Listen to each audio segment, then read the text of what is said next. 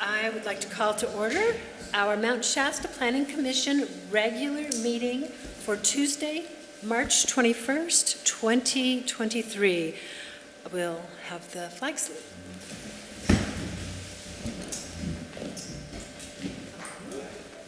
Allegiance to the flag of the United States of America and to the republic for which it stands, one nation, under God, indivisible, with liberty and justice for all.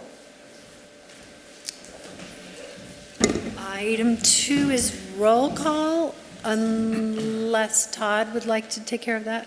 I can do it. All right. So we'll start with Commissioner Beck. Present. Commissioner Boyinger. Present. Commissioner Higuera. Here. Commissioner Sarion. Here. Commissioner McDowell. Here. Commissioner Pardee. Here.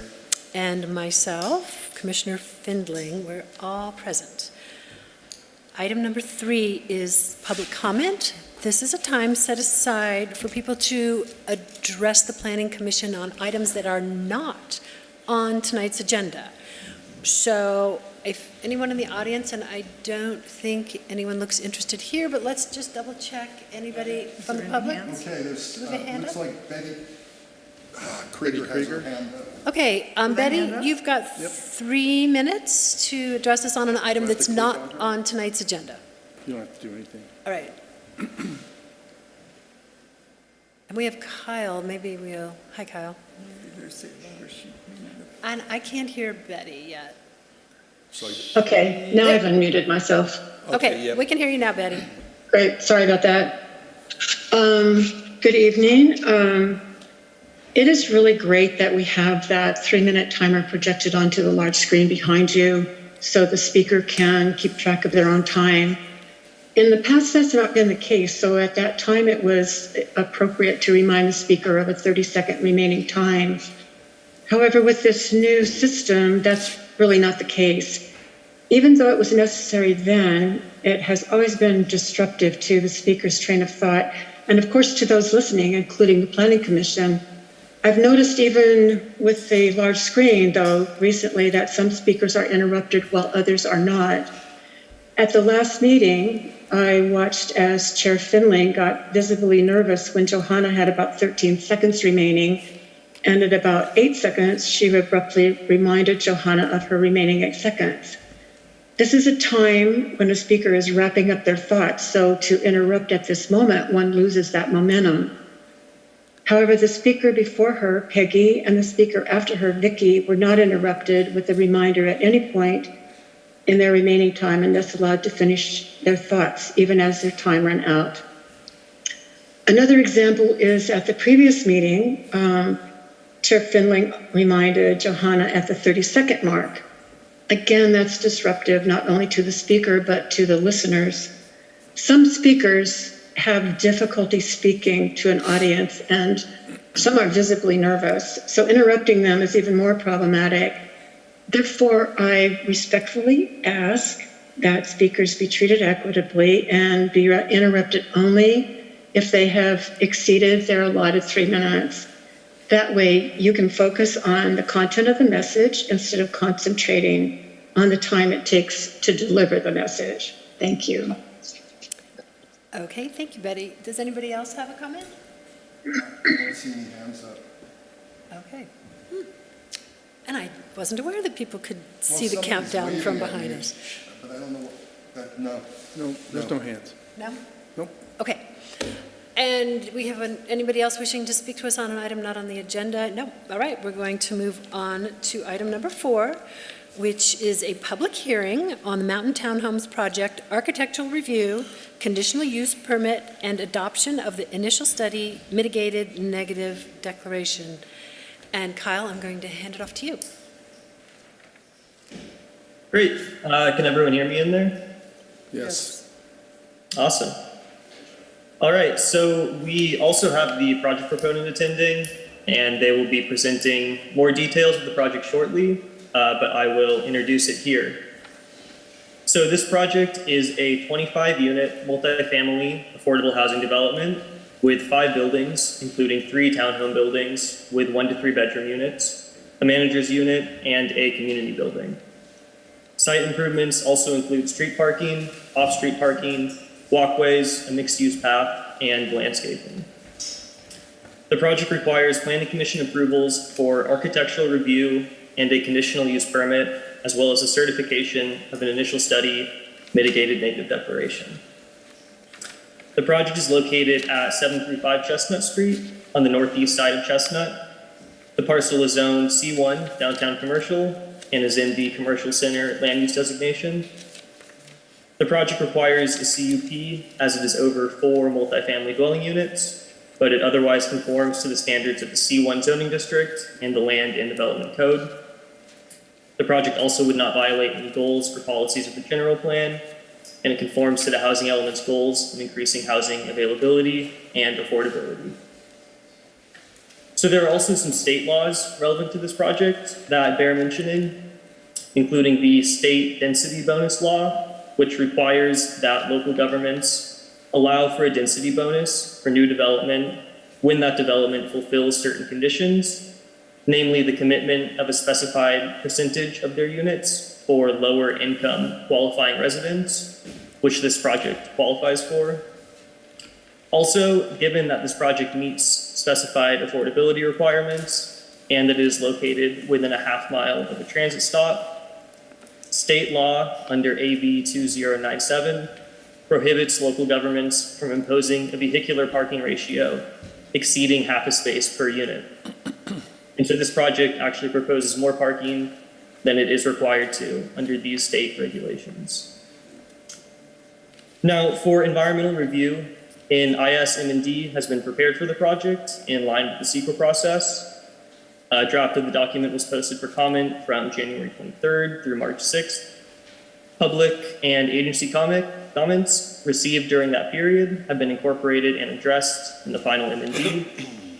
The project would be required to adhere to the measures included in the mitigation, monitoring, and reporting program associated with the IS-M&D, and all potential environmental impacts would be mitigated to a less than significant level. I suppose I've been presenting details for both the CUP and design review, given it's the same development. But to summarize findings first for the CUP, the proposed project is consistent with the general plan and land development code. The property is adequate in land area to accommodate the project. The proposed land use is compatible with the zoning and its surroundings. Access roads meet necessary standards, and environmental impacts would be reduced to a less than significant level. Staff recommends approving the project and certifying the IS-M&D, which will bind the project to adhere to all mitigation measures stipulated in the mitigation, monitoring, and reporting program. And to summarize the findings for the design review, the proposed development is consistent with the city design guidelines, examples of acceptable styles, materials, and landscaping. The design has acceptable wall materials, an acceptable roof design, and an acceptable color scheme. And the development is in conformity with the standards of the Land and Development Code, insofar as the location and appearance of the building and structures are involved. Staff recommends approving the project. And that will include my introduction and recommendations. Okay, commissioners, this would be a good time if you'd like to ask some questions of Kyle before I open up the public hearing. So you want to start at this end, Alan? We could also, I don't know if it would be better to have the proponent present before we begin planning commission questions. Well, I do have one regarding one of the findings and that I believe needs to be corrected. For the finding for the CUP on page 15, it states that the proposed project includes 24 units. And that should be 25. It should be 25. Mm-hmm. So, yeah, it was an oversight. When we get to the point of, if we decide to adopt this, we would need to amend that. So, did everybody see that on page 15? B, okay. All right, okay. I guess I do have one question that I could ask of Kyle. And maybe it's a question for these long-time planning commissioners, but do we usually have a public comment period after negative deck is revised? Is that kind of standard process before coming to us for approval? To have another public hearing, you mean, at this point? Yeah, like someone had asked about or said that we're supposed to have a public comment period of 30 days after the revised mitigated negative declaration was done. Is that normal? I mean, Well, let's leave that to the pro. Go ahead, Kyle. So that would be recirculation is what you're talking about, going through the 30-day public noticing again. That is only a requirement when based on public and agency comments, when the project is revised to a degree that the environmental impacts will be changing, because any revisions and changes to the ISM&D were very minor and did not affect ultimately the environmental impacts or levels of significance. Recirculation is not required for this ISM&D. okay. And we also have the CEQA consultant for this project who can answer more questions in detail if that's something we want. Yeah, thanks for the explanation. Okay, anything else of Kyle, commissioners, before I open it up? Okay, then I'm going to open up the public hearing and we'll have the project proponent. Aren't we going to have the presentation from the? Or is there a proponent? presentation? Okay, Yeah. go Hi, ahead. everybody. Can you hear me? We can. We Okay, can't great. We can't see you. Oh, you can't. Oh, there we go. Now we can. Okay, great. There you are. No. Okay. Alrighty. So I've got another presentation for everybody. Let me see. Can you see my screen now with the presentation? Yes. Yes. Okay, great. Okay, so good evening to the members of the Planning Commission, and thanks for having us back tonight. We presented a few weeks ago, and since then we've gotten quite a bit of feedback on the project, the mountain townhomes from the commissioners and the community. So once again, my name is Mackenzie Dibble, and I'm here tonight to represent Danco Communities in our proposal to develop this multifamily affordable housing project in Mount Shasta, California. So since the last time we met, the CEQA public review period is closed, and now we're here to request that the Planning Commission review the design of the project, the potential environmental impacts, and in hopes of approving a conditional use permit and the CEQA document as Kyle outlined just now. So I'm here with parts of our design team. So Morgan Ellig of Kebuja Architects, who's one of the project architects, should be joining shortly. If he's not able to, then I can kind of pick up the slack for him and present on the design that they've done.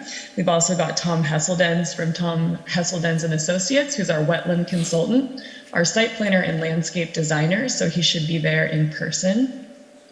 And also we have Aaron Gustafson and Leslie Owning from Helix Planning and Environmental, which is the consultant that we chose to prepare the CEQA document for the project. And they would be the ones that would be best equipped to answer any specific questions that arise in terms of the CEQA process and the CEQA document. So as I mentioned at the last meeting, for anybody who wasn't at attendance then, Danco and the city have already secured $5 million for the project from Housing and Community Development. And so this puts us in a position to apply for tax credits, which would complete the financing for the project and bring us closer to being able to begin construction. Just a refresher, the $5 million would come to the city as a grant, and then the city would loan it to the development. The city would get to retain 5% of the $5 million to cover any administrative costs associated with administering the grant, and we would structure it in a way so that the loan would be repaid back to the city at the end of the term. The mountain townhomes, as I mentioned, is likely to bring in additional public funding, such as tax credits, to fund the construction of the project. So in bringing the project to Mount Shasta, we'll leverage funding from outside of the area to support folks here locally by creating jobs and housing that will directly benefit the community. Because we received this question, and I just wanted to reiterate this, once constructed, the project would record a regulatory agreement, which would ensure that the project stays affordable for 55 years. The regulatory agreement goes with the land, and so if the project were to change ownership in the future, the project site would need to remain affordable for at least that amount of time. So now I'll go into a bit about the programming of the project as proposed, and then Tom will discuss the changes that we've made to the site plan since our last meeting in response to some of the comments that we've received from the community and from the commission. He'll go into a little bit about the wetlands avoidance and the landscaping, and then either Morgan or I will discuss the design of the buildings. We will be all available in here after the presentation should any other questions come up. So this is the site of the project. The site is located on a vacant lot on the northwestern edge of town. It's bordered by Chestnut, Alder, Field, and Ivy Streets. And this is an infill site, and the zoning allows for residential with the conditional use permit, as Kyle spoke of earlier. Just a refresher on the programming and the amenities of the project. This hasn't really changed since the last time we met. We're still proposing a project of 25 units. 24 of these units would be affordable for families at or below 60% of the area median income. There would be 3 two-story townhome buildings with 24 residential units, and then a manager's unit in addition to that as a separate cottage area. There would be 1 community building with amenities for tenants, including a community kitchen. The kitchen and community room is something we do in all of our affordable housing projects, and it's kind of like the community hub where people can host birthday parties and classes and socialize with their neighbors and friends. We'll also have a playground, 2 lawn areas, and common laundry facilities. The laundry facilities would have at least 1 washer and dryer unit per 10 family units. So the minimum per the tax credit program is 3, but we're proposing 7 for this project at least. So then moving on to parking, we did have a couple of changes in terms of the parking since the last time we met in response to some of the comments that were discussed at the meeting and via letters that we received from the community. So we started off with 48 parking spaces, and now we're showing 45 parking spaces. The number of off-street parking would remain the same with 26 spaces, including 20 covered spaces with carports that would have solar panels on them.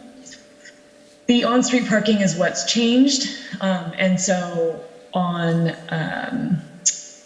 Chestnut Street, we've lost a space, and then in responding to the desire for parallel parking, we lost 2 spaces on Ivy. Bike parking, we always did intend to have bike parking. We had just kind of forgot to put the icon on the page, so that is there now, and that's the intention, is to have bike parking.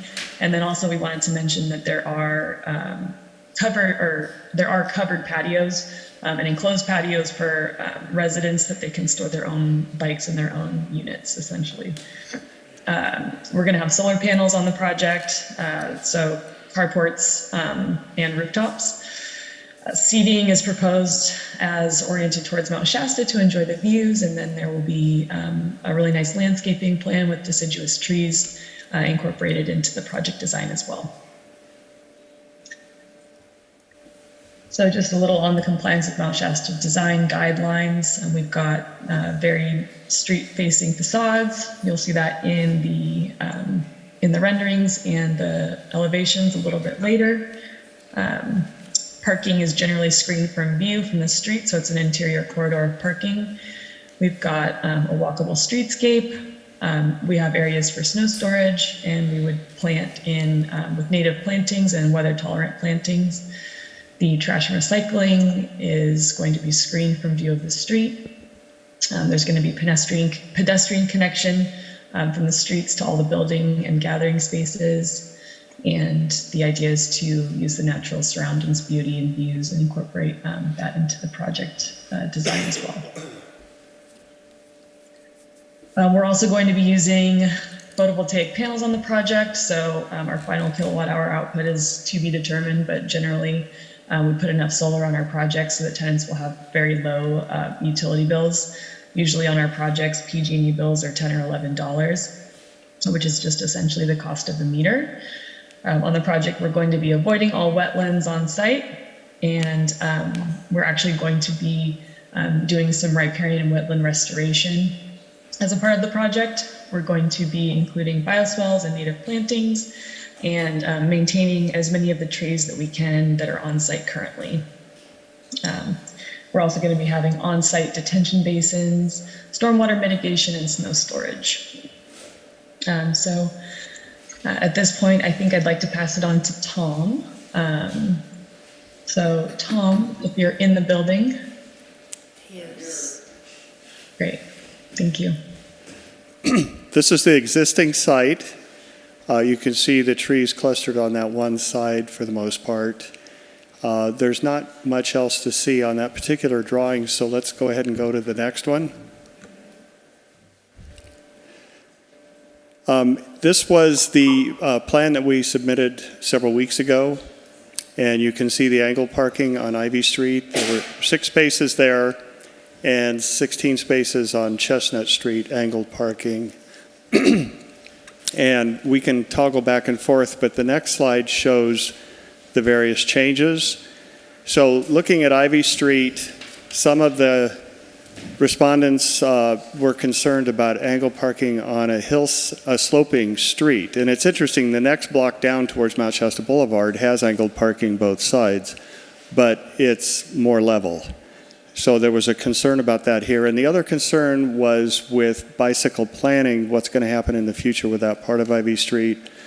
So if Todd were here tonight, he would, and he may comment on this anyway, but he was suggesting that that part of Ivy Street all the way up to the schools could be designated a bicycle boulevard rather than being striped. It would be signed, but it would be a different category where bicycles share the active roadways with cars with proper signage.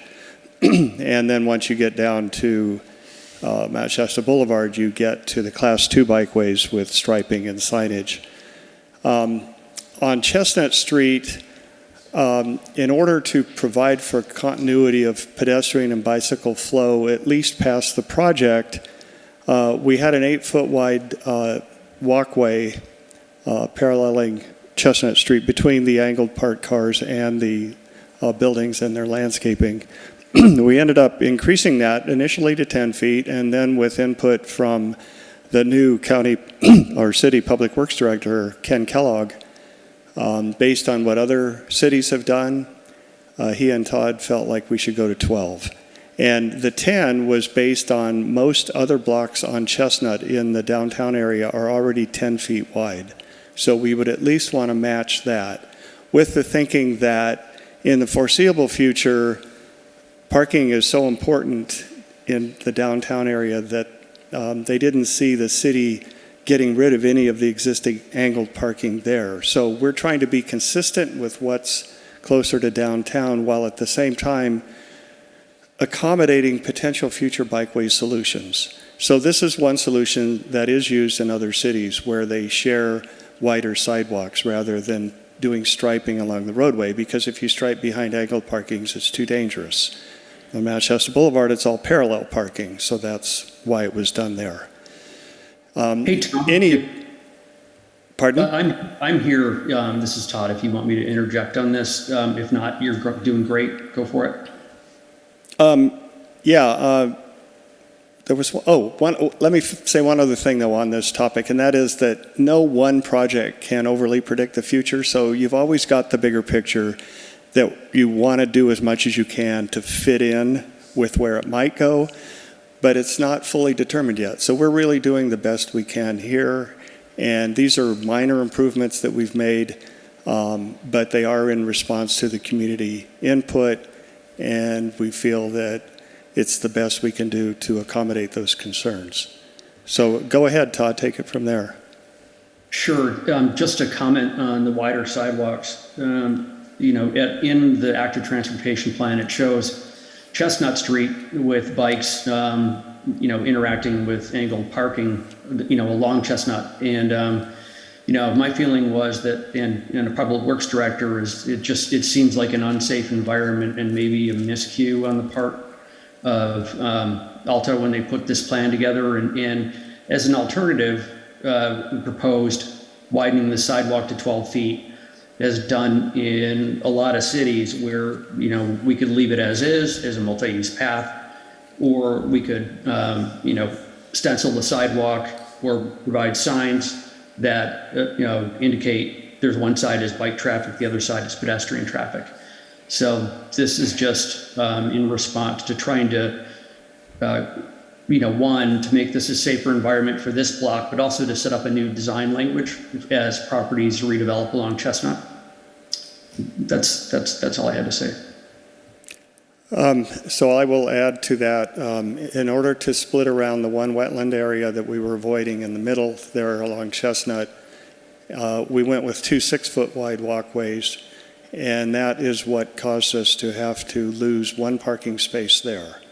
And then on Ivy Street, we had a choice of going with the existing curb that's there and you can already park along that existing curb, but one of the respondents had brought up that it gets pretty congested when there's a meeting at that community center with parking both sides of Ivy. So I went ahead and indented.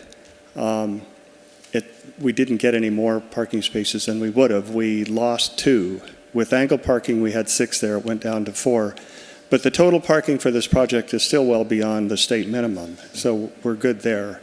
It also gave us more planting beds along Building A, facing Ivy, mostly natives, bigger bioswale, and we were able to save a pine tree that's located there. So that's the nature of these changes. We threw in a fence up at the top to discourage trespassing onto the adjacent private property. I think there were some more. We added more crosswalks because one of the requirements of a project like this is to have proximity to public transit. Well, there's a designated bus stop right down on Mount Shasta Boulevard at the corner of Ivy and Mount Shasta Boulevard, but there's no crosswalk there, and the sidewalk falls 15 feet short of reaching the street. So we added that in, and so there's a total of 3 crosswalks that I've added to this site plan just to clean up that intersection because, you know, with the public concern being about safety, this is all heading in that right direction of doing that. It would also be nice to continue the sidewalk up Ivy to where it ends, up where the houses stop. So along the city property that's between this project and the housing further up Ivy, currently there's no sidewalk, there's just curb and gutter. So it's about 120 feet. And it's outside the project boundary, and this is a grant-funded project, but what we talked about with the design team is we can try to get additional grant funding, and if we can, we would include that. You know, technically it's the city's responsibility, but it really makes sense because if we make that final connection, then any of the kids that are living in this facility going to school, to either the middle school or the high school, will have a sidewalk the whole way. I think that includes everything. Mackenzie, did I cover it? Yeah, Tom, I think that was it. And I think what comes next is a discussion of the buildings. Yep. And I have swatches here of some potential colors that we can circulate if you want to look at them. Yes, please. I'll bring them up now while Morgan is going to present on the buildings. Yeah, and you know, I don't think that Morgan's joined yet, so I can take us through the design. Thank you, Tom. So these are actually just photos that Tom had presented on last time as well that just kind of depict the bioswales in the summer and then the bioswales in the winter and show the detention retention qualities that the project would provide in some of the site plan that was explained. So this is the project elevation from Chestnut Street. So you can kind of get an idea of the amount of solar panels that we'll have on the project. You can see the carports here with solar panels in the middle as well. And just kind of a difference in the varied facade that Cambridge Architects has designed in.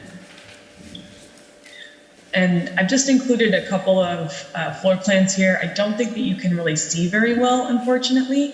It looks like we actually have a double up there, but so if any of the planning commissioners want to know more about the design of the actual units themselves, please just let us know if you have any questions. But there are 1, 2, and 3 bedroom units, and for the most part, there would be just the community areas downstairs, so kitchen, dining, living, and a bathroom.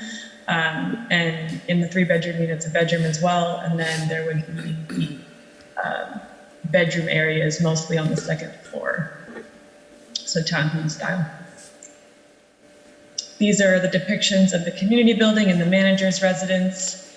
So you can see there's big patios here, there's a covered patio here, the community room combined with the community kitchen, the laundry area, a restroom for that space, and the manager's office and a fitness room. And then the manager's residence is also a 3 bedroom. We like to make the manager's units really nice and spacious and have at least 3 bedrooms so that we can get really great property managers to live in the units. Since the last time we met, we put together another idea for the building materials as well as the color scheme. So our ideas for materials were fiber cement lap siding, so like hardy panel lap siding, fiber cement panel siding, or stucco in larger sheets. So you can kind of see that more on the left side of the top part of the plan. We could do corrugated metal siding. That can also be deleted. Some people think that looks really nice. Some people don't. So we're definitely open to ideas and ideas about what not to do from the Planning Commission. We had proposed standing seam metal roof or asphalt shingle roofing, depending on whatever does best in the area. We can take guidance on that. And then we're also going to be installing energy efficient vinyl windows.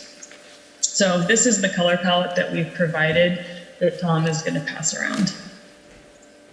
And then you can kind of see a little bit better of a depiction of where that would go on the elevations. So once again, the colors are flexible.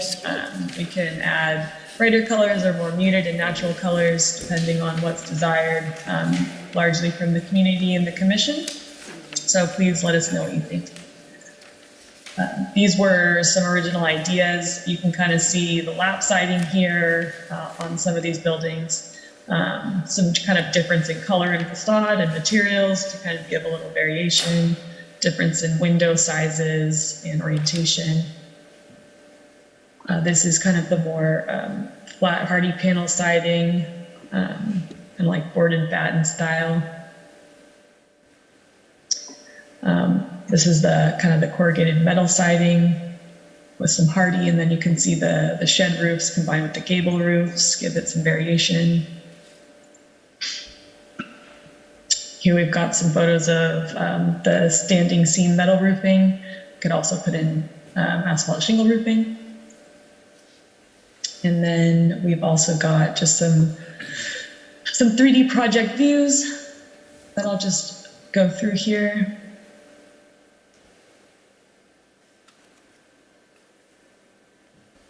So you can kind of see the difference in the windows and the interest in the facades and pop outs.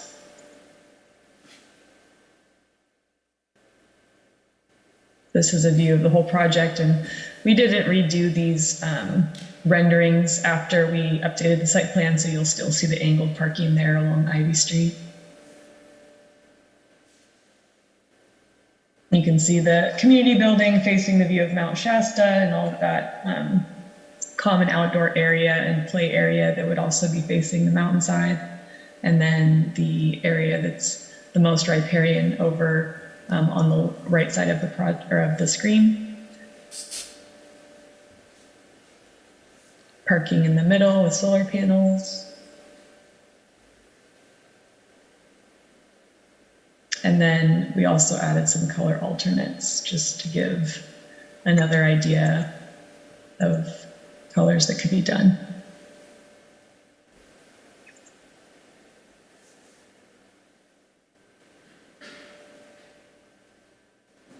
And that concludes the presentation.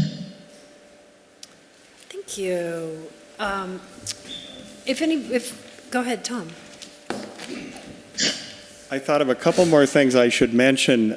Mackenzie, could you go back to slide 10? Mm-hmm.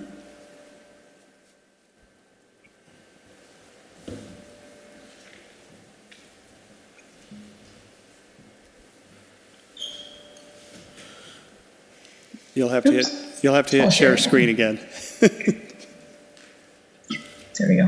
Can you see now? Yes. When I gave my part of the presentation, I forgot to talk about the wetlands and the drainage, which we had talked about several weeks ago, but I just wanted to reiterate that we're avoiding all wetlands that were delineated on the site.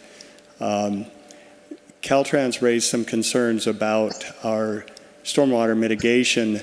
There's two basic methods that are employed. A retention basin is where you capture it and it sits there in the basin until it soaks into the ground. A detention basin is where you meter it out slowly.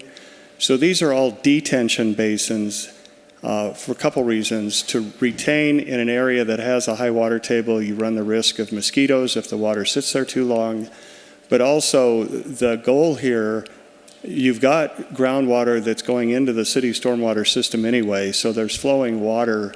What we don't want to do is add any more to that. So when there's a storm, detention basins allow you to slow the runoff down and meter it out. And that's a key component of the landscape design here. And having bioswales, any contaminants off of the parking areas, and by the way, we're picking up all the street parking too and running that into basins and bioswales. So you get vegetative filtering. Petroleum products tend to adhere to plant leaves without killing the plants, and then it breaks down. So that can be another benefit in terms of water quality. And we're using mostly natives for the landscaping, and in these basins, which also serve for snow storage areas, the basins and bioswales will all be used for snow storage. So the native plants will be selected, like sedges and rushes and spirea, that handle getting smashed by snow, and they rebound the next spring. We wanted shade trees on the site as well. And in Mount Shasta, some of the non-natives have great fall colors and they're not invasive. So I did mix in some of those with the natives, so it's a combination. And shrubbery-wise, it's mostly native, but couldn't resist having some lilacs and rhododendron. So it's kind of like an enhanced native landscape without using invasive species. And speaking of invasive species, the one big one that we want to do in terms of riparian restoration is get rid of the Himalayan blackberry. And I realize some people go to this particular site along Chestnut to collect blackberries, but it is highly invasive and it pushes out native plants. I think there will still be plenty of other areas to collect berries in town. I don't know. I realize that gets a bit subjective. Anyway, I wanted to cover those points as well. And then the last thing I'll say really quickly is that the reason there was confusion over 24 units versus 25 is because there are 24 rental units that'll be for affordable housing and one manager's unit. So a total of 25 living units, 24 of which are the affordable housing. Thank you. And well, if you have any questions for me while I'm up here, otherwise, I'll sit down. Sure. Well, we'll get there. If somebody in the audience, since you gave us extra copies, Tom, I don't know if somebody in the audience wanted a chance to see these. If you want to pass those over so that if folks can look at those, we have plenty. Yes. Okay. Thank you for the presentation. Commissioners, maybe we'll start over with Paul. Do you have questions or comments? I do. I don't know if it's for Tom, though. I think it's for the, I can't remember the lady's name. Mackenzie? I was just curious of their, Yeah, go ahead. of their, if they had a projection of maximum residents in this project. I came up with about 46 based on 2 people per bedroom, but did they, what did they calculate as a maximum residency? Maximum occupancy for Yeah. if all the units are, when all the units are filled? Yes. Do we have a Is there any number? projection for that? And There was something in here up to 100. I think that was a That's comment. what I thought, yeah. No, it was, the Those comment are was comments. 100. Mackenzie, can you answer that? Well, yeah, I'd have to do a little bit of Just a math, rough but- guess. Yeah, so you can have, you know, in a parent's bedroom, it's 2 people to the bedroom, and then I think it's generally just 1 per bedroom besides that. So there might be an exception for 2 kids in a bedroom, but I believe it's in a single bedroom, it'd be 3 people, in a 2-bedroom, 3 to 4, in a 3-bedroom. So it's going to be less than 50 people. No, it's gonna be more, No. How so? 75 if you do the I'd math. have to do the math on it. I don't Okay. can I do thought I that did do and it. come back to you. Okay, Mackenzie, if you'd like, I found the assumptions that we used in the ISMND. Oh, great, thank you. Yes, so the ISMND, we assumed between 1 and 1.88 people based on the occupied housing units in the city's general plan, which would put us at between 58 and 100 residents. Okay, thank you. anything else, Paul? Nope. Okay, go ahead, Vaughn.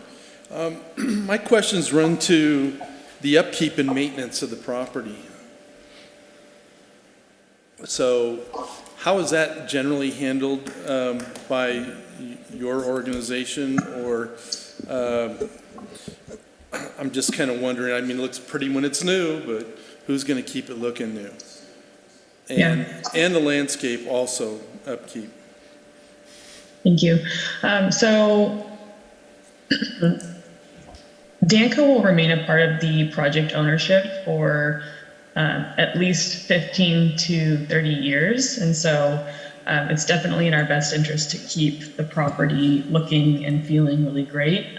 We definitely understand that people have other options for living out there as well. And so if newer properties become available or properties that are more desirable in terms of how they've been maintained, we understand that we are in a marketplace. And so we do keep our properties in really good condition.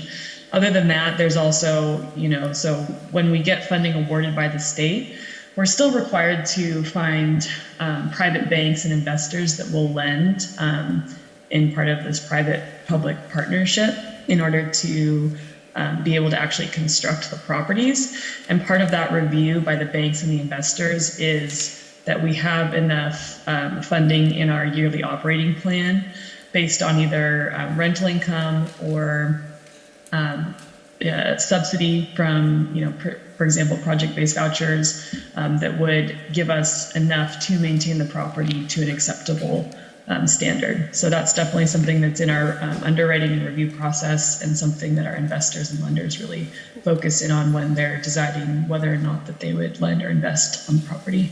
That sounds good, but are there regular inspections? Is it part of your policy? Do you have any written policy on that? What about the repair by dates or something like that if something gets called in? Do you have anything written on that as far as policies and upkeep?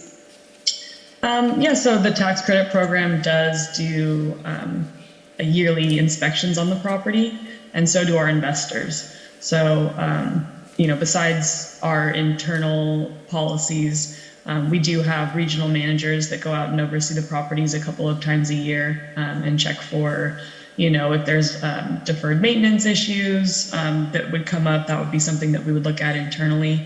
It's also something that like I said, the lenders and investors are looking at consistently. There's also a fund that gets paid into that's regulated by the funding agencies, which is a reserve. So there's various reserves that are necessary for these projects. There's a maintenance reserve and a replacement reserve, which goes to, we fund it yearly, and that we can draw from, and that's also regulated by the investors and the banks. So we're required to have the projects pay in a certain amount to these reserve funds so that we can have funding later to make repairs that are necessary. Well, and then I guess a question may go to Kyle, and I'm just wondering if there's some sort of accountability that could be written into the approval of the program.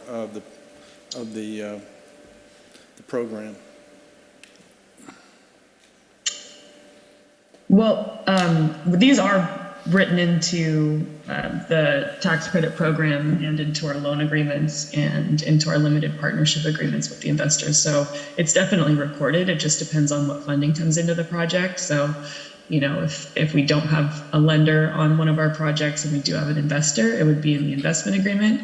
A lot of times it's in both.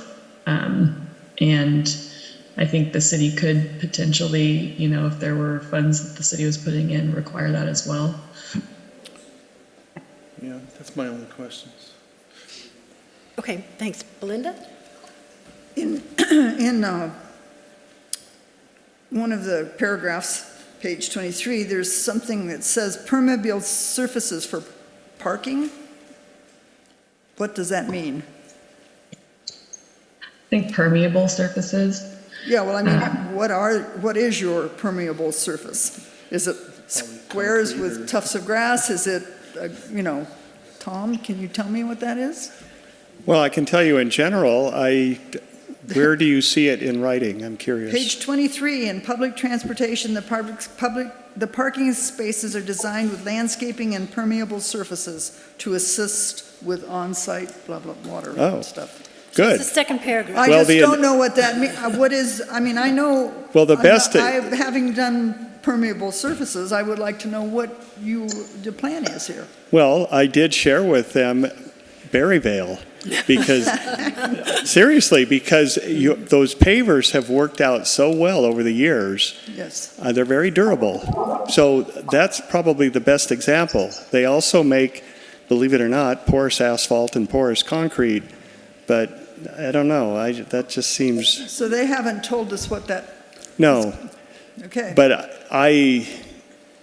that's a good point as to whether or not they need to pin that down now. It's sort of like the building colors and the siding. I would like to know what it is because I've also used the gravel stuff and it's awful. Oh, it is. It's totally awful. But, well, and that brings up a good point is that there's an obligation for this to be ADA compliant in part. Some of the units are.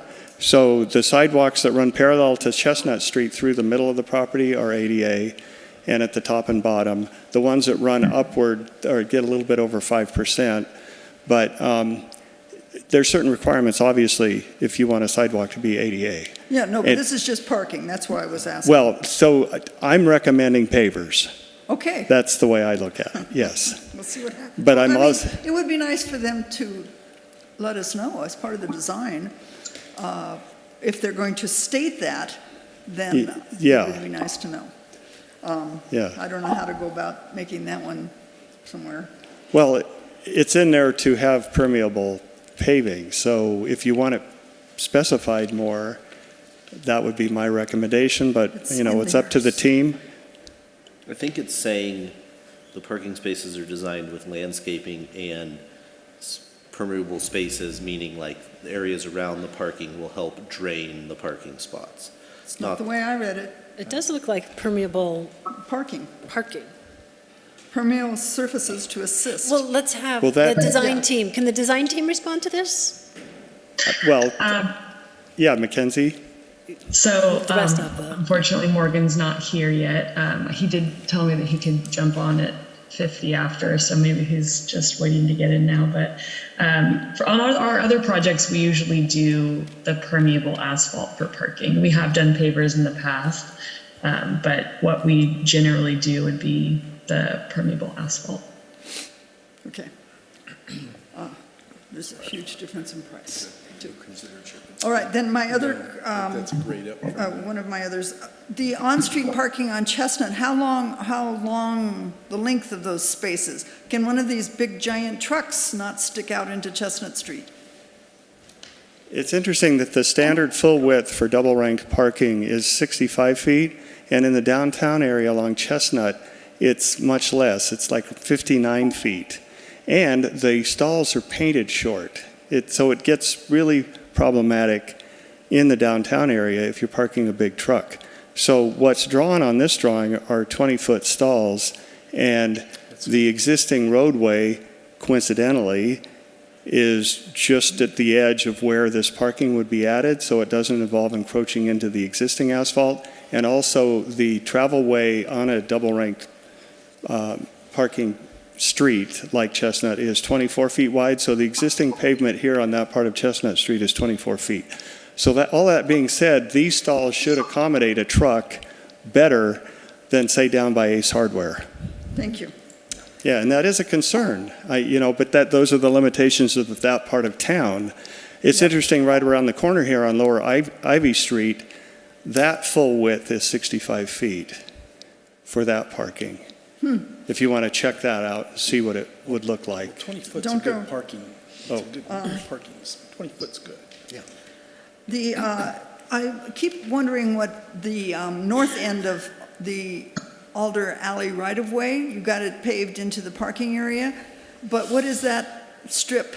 Is it not supposed to be used by humans? Is it not supposed to be used by cars? I mean, It's still city right-of-way. It's vegetated. The intent was to And it leave won't it as is. We did consider a trail through there because of the public input regarding pedestrian and bicycle traffic, but it made more sense to do the wider walkway along Chestnut and getting rid of the angle parking heading up Ivy.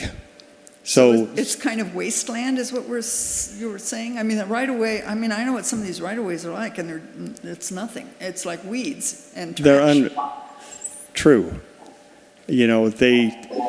Paper streets and paper alleys are sort of a placeholder for the future. So this project has no plans for that.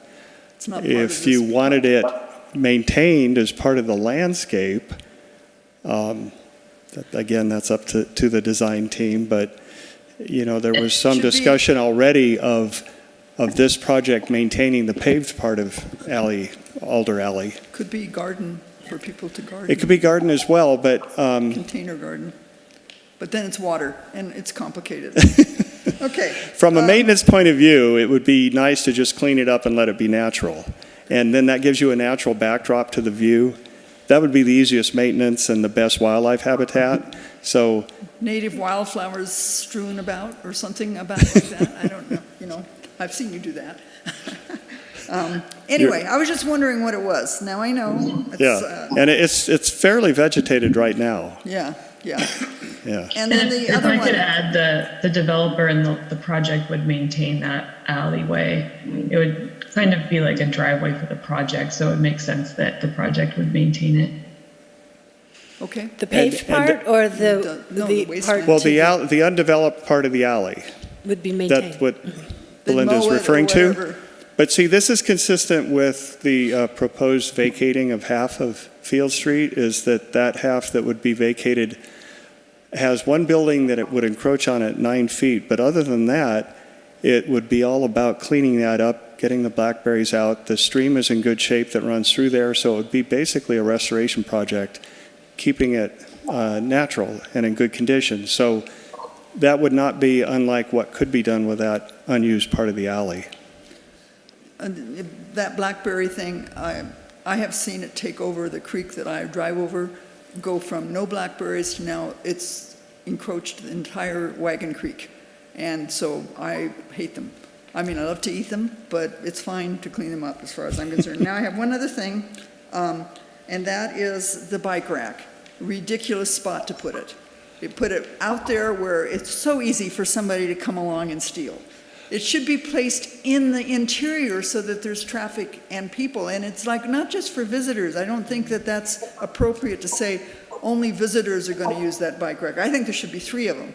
We had a big discussion about how to handle bicycles because certainly the project developers do want to encourage that. You can encourage bicycle use. So we realized that these units all have fenced patios. But sometimes you want to get in and out and to take it out through the fence and over or whatever, the gate or whatever. Through a gate, yeah. Or you have more than one and you want to put your bike there and lock it up for a second and go. So I'm making a big distinction here between residents and visitors because for residents, there's not room indoors. People don't want to keep their bikes indoors. So having these fenced patios is a great solution for residents. For visitors, I'm the one who, well, the architect had some input too. He had it closer to the interior parking, but I thought, well, there's more room for bicycles if we move it over to the deck for the community building, thinking that the most likely use of community bike racks would be people coming to the community building.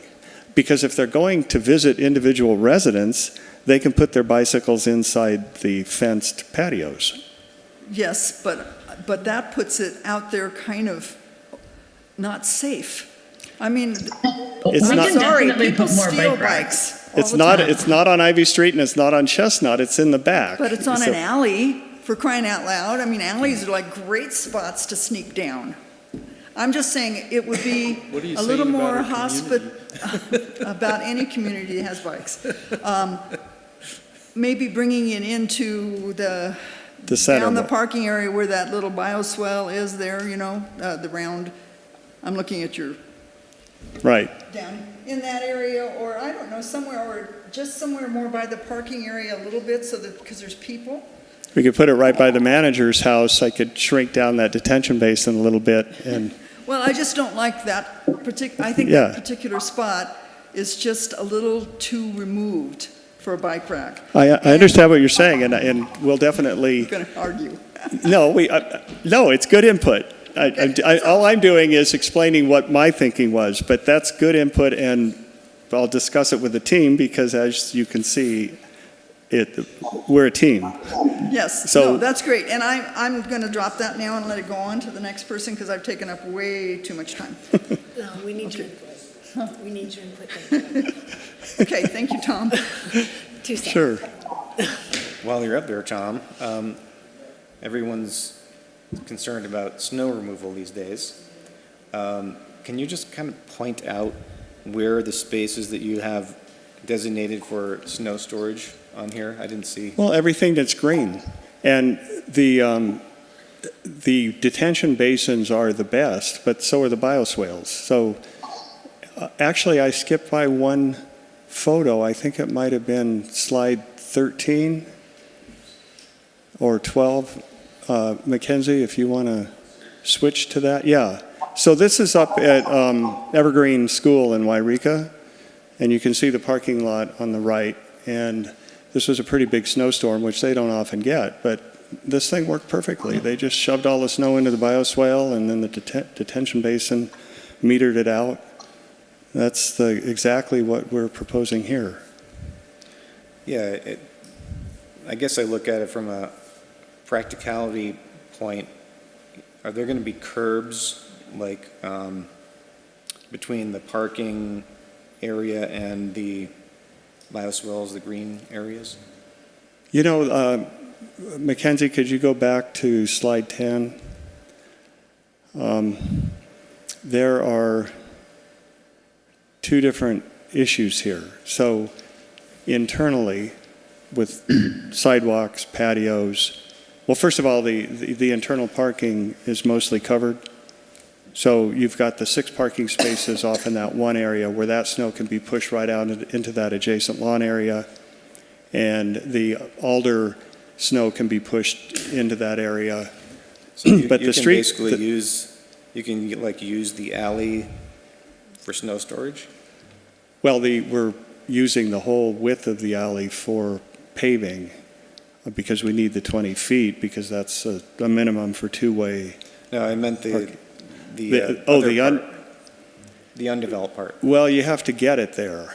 Certainly clearing off the patio out in front of the community building, some could go there, but you've got the lawn area that's there as well. But any of the landscape areas that are adjacent to paving is where snow would go, the closest possible place to get rid of it. But I wanted to mention the streets because obviously this has been a big discussion of allowing cars to stay along the street. As everyone saw over the last couple weeks in town, it gets all pushed to the center and then it gets loaded and hauled away. But they don't do that on this block of Chestnut.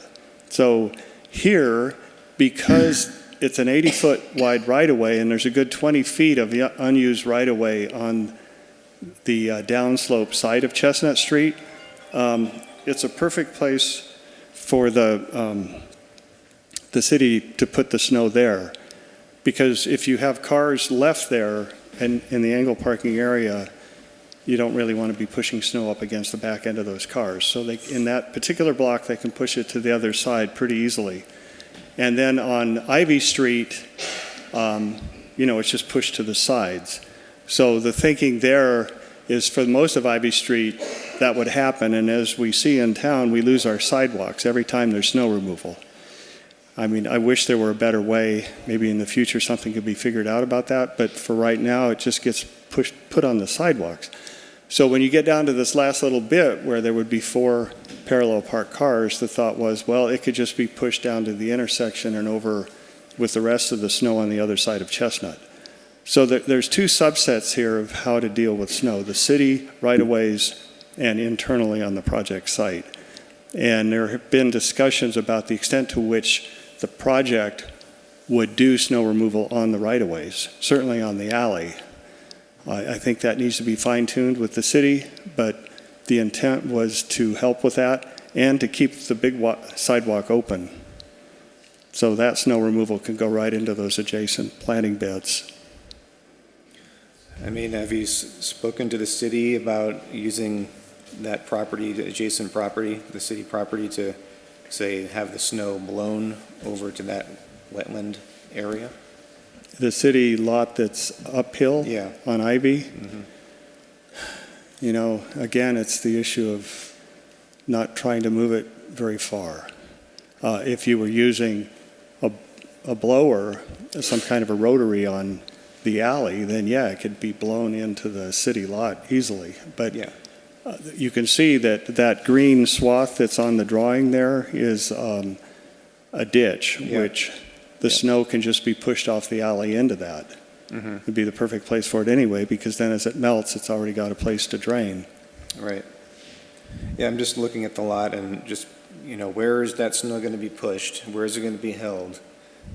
Especially along Alder, and then, you're not going to really be pushing it through the parking spaces into the green areas. So I'm just, thinking about it from a, pragmatic point of view. Yeah.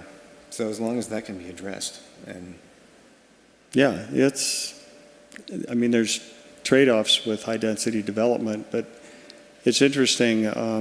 I grew up down on the Central Coast, and I was reading an article today in the San Luis Obispo paper about a affordable housing project in Pismo Beach where they're putting 50 units on a lot smaller than this. I'm going, wow. I mean, this is 25, and they don't have snow. Snow's a key factor when you're talking about higher density development, no argument. You drive the tracks like Carmen and Caroline and looking at snow removal when we have big events like this and looking how people are accommodating that. I've been looking at the last couple of weeks, looking at this site, thinking about all of this and what's it going to be like. And there is going to be a lot of work to dispose of snow, but I don't see where it's going to be any worse than some of these single-family residential areas and other existing multifamily residential areas. That kind of goes back to what Vaughn was saying, the maintenance, the long-term maintenance. This all has to be worked out in a maintenance plan so that it works for the residents and it works for the city. Yeah, exactly. So if I can interject, this is Todd. I did speak to the Public Works Director in terms of Chestnut Street and snow removal. We've got 2 options. And, the preferred option from Public Works perspective is to push the snow to the opposite side of Chestnut, to those 2 vacant parcels that are wetlands and unlikely to be developed. That's one, and less preferable just from a policing and public works perspective. If there was a strong push for making this a snow parking zone along this stretch of Chestnut, that's a possibility. Why is that? So we couldn't do both of those things? Push the snow to the side and have snow parking? Oh, yeah, of course. I should point out in the earlier stages of the design work, we'd had conversations with the city about not doing those peninsulas. But one of the things driving those peninsulas are where the remnant wetlands are that were delineated. So initially the city was saying, well, just make don't do any planting beds, detention basins or anything. Just have it be a flush curb the whole way along so that when they do snow removal, they can have the cars move and then just go right through. Or do what they do on other parts of Chestnut where you push it to the center and then your angle parking becomes parallel parking for the time being. So we considered that, but we had those wetland issues to deal with, and it makes for a more attractive design to do this sort of thing. But the planting beds are angled such that you can get in there and plow along and back out again. That would obviously require the cars to be moved to do that. Again, this gets back to who's going to do what. So if the city does the street and pushes it to the other side of the street, and then the owners of the project with their own contracts or however they're going to do snow removal work with the residents to move their cars and get those parking areas at a separate time after the city's done with its work. This obviously has to be choreographed. But, I mean, it's no different than there are all these logistics anyway. Everybody's got to go out and shovel their berms. The city won't do it. The county doesn't do it. So, we pay somebody to do our driveway. When I can't do it, they do the berm too. So, but in this particular case, where it's multifamily development, it's got to be the owners who are responsible for that.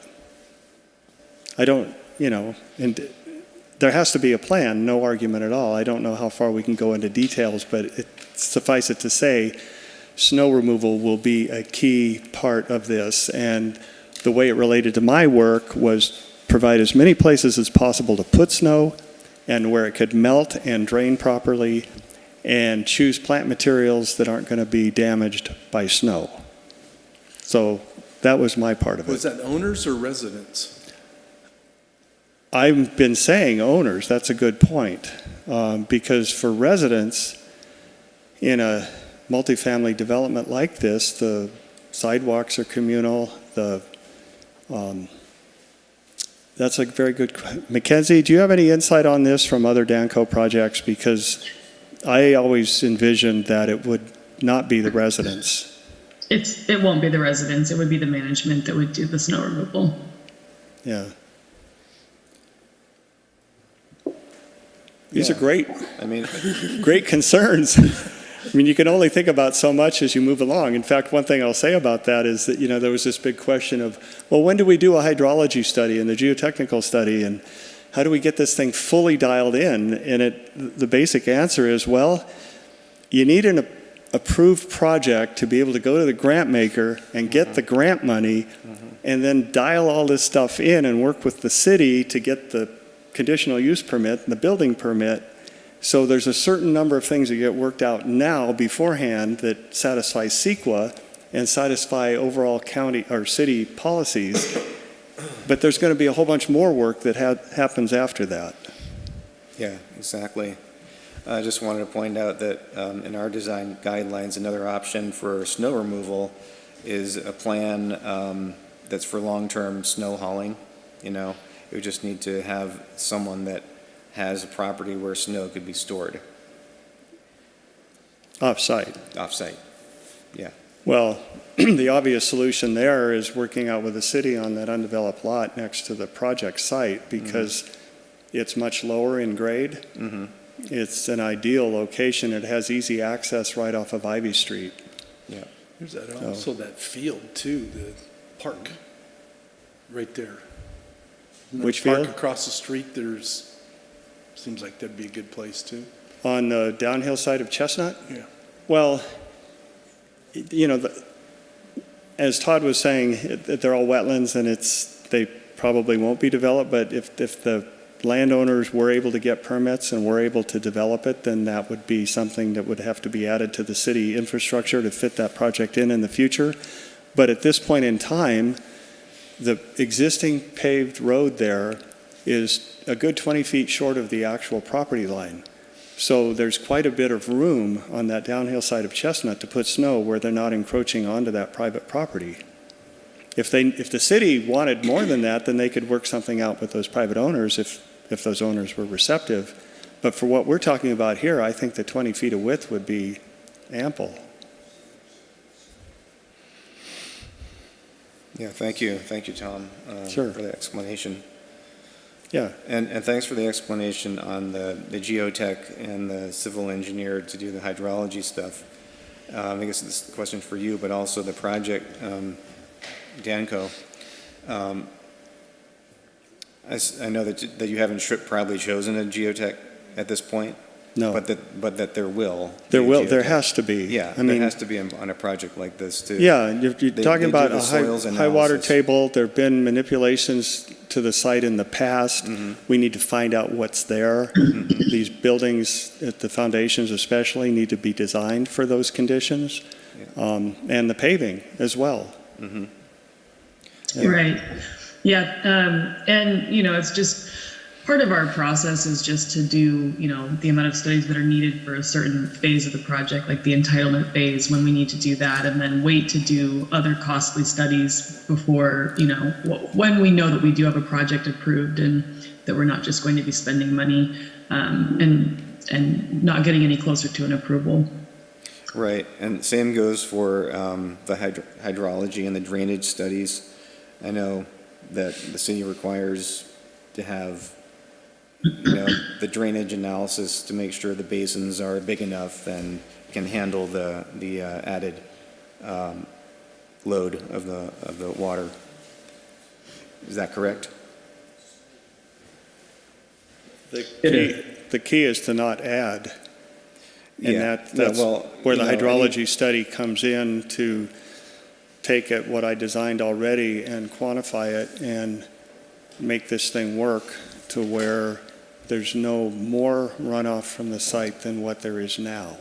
Yeah, I didn't mean the runoff from the site, but, all the hard surfaces, all the roofs and paving. Right. The water coming off that and going into the swales and drainage system.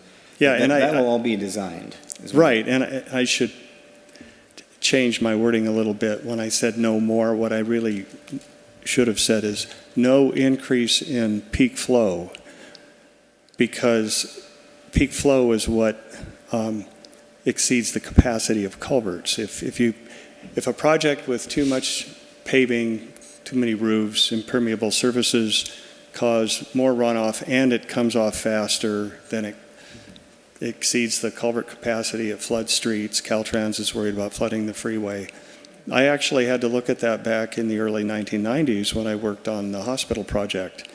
And what we did there is 2 of those 3 ponds at the hospital double as detention basins, even though they're also ponds, but they have outlet structures that meter out the flow. So the runoff goes into the ponds and is metered out from there. Yeah, thank you. Yeah. Very good. Anything else? I have a couple more questions. Keep going. When it comes to colors, thank you for the samples.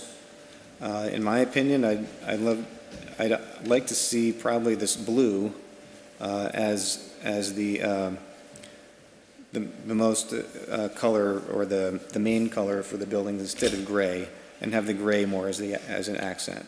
I think it's just nicer, and I think it'll go nice with the stucco. And I do like the stucco panels as opposed to metal siding. That's my opinion on this. I know the colors aren't totally nailed down yet, but that's my 2 cents on colors. And then as far as train noise goes, is Danco, the architect, I don't know if he's here yet, but are they planning on doing any sort of mitigation for just additive noise barrier through windows, like triple pane windows, and the wall side of where the train noise is coming from? Because I live a half mile away from the train, and when my window is cracked at night, it wakes me up. So I can't imagine the noise it must be down when you're right next to it. So I'm wondering if that's been part of the conversation in the design. There was a noise study done as part of the initial study. Yeah. So there's a report in there regarding the decibel levels. I'm personally familiar with the triple pane windows. I worked on the assisted living project that the hospital was going to do, and they ended up dropping it, but that was an issue there because it's right next to the tracks, and that was a solution. Thicker walls, more insulation. Mackenzie, can you add to this? Yeah, and I do see that Aaron's come online as well, and Aaron's part of the Helix company that we've retained to do the environmental documents and the noise study for this project. I can let Aaron speak to the noise findings specifically. Sure. In addition to the noise analysis that was done within the ISM&D, Helix also prepared a noise letter report, which analyzed the impacts of exterior noise on residents of the proposed project.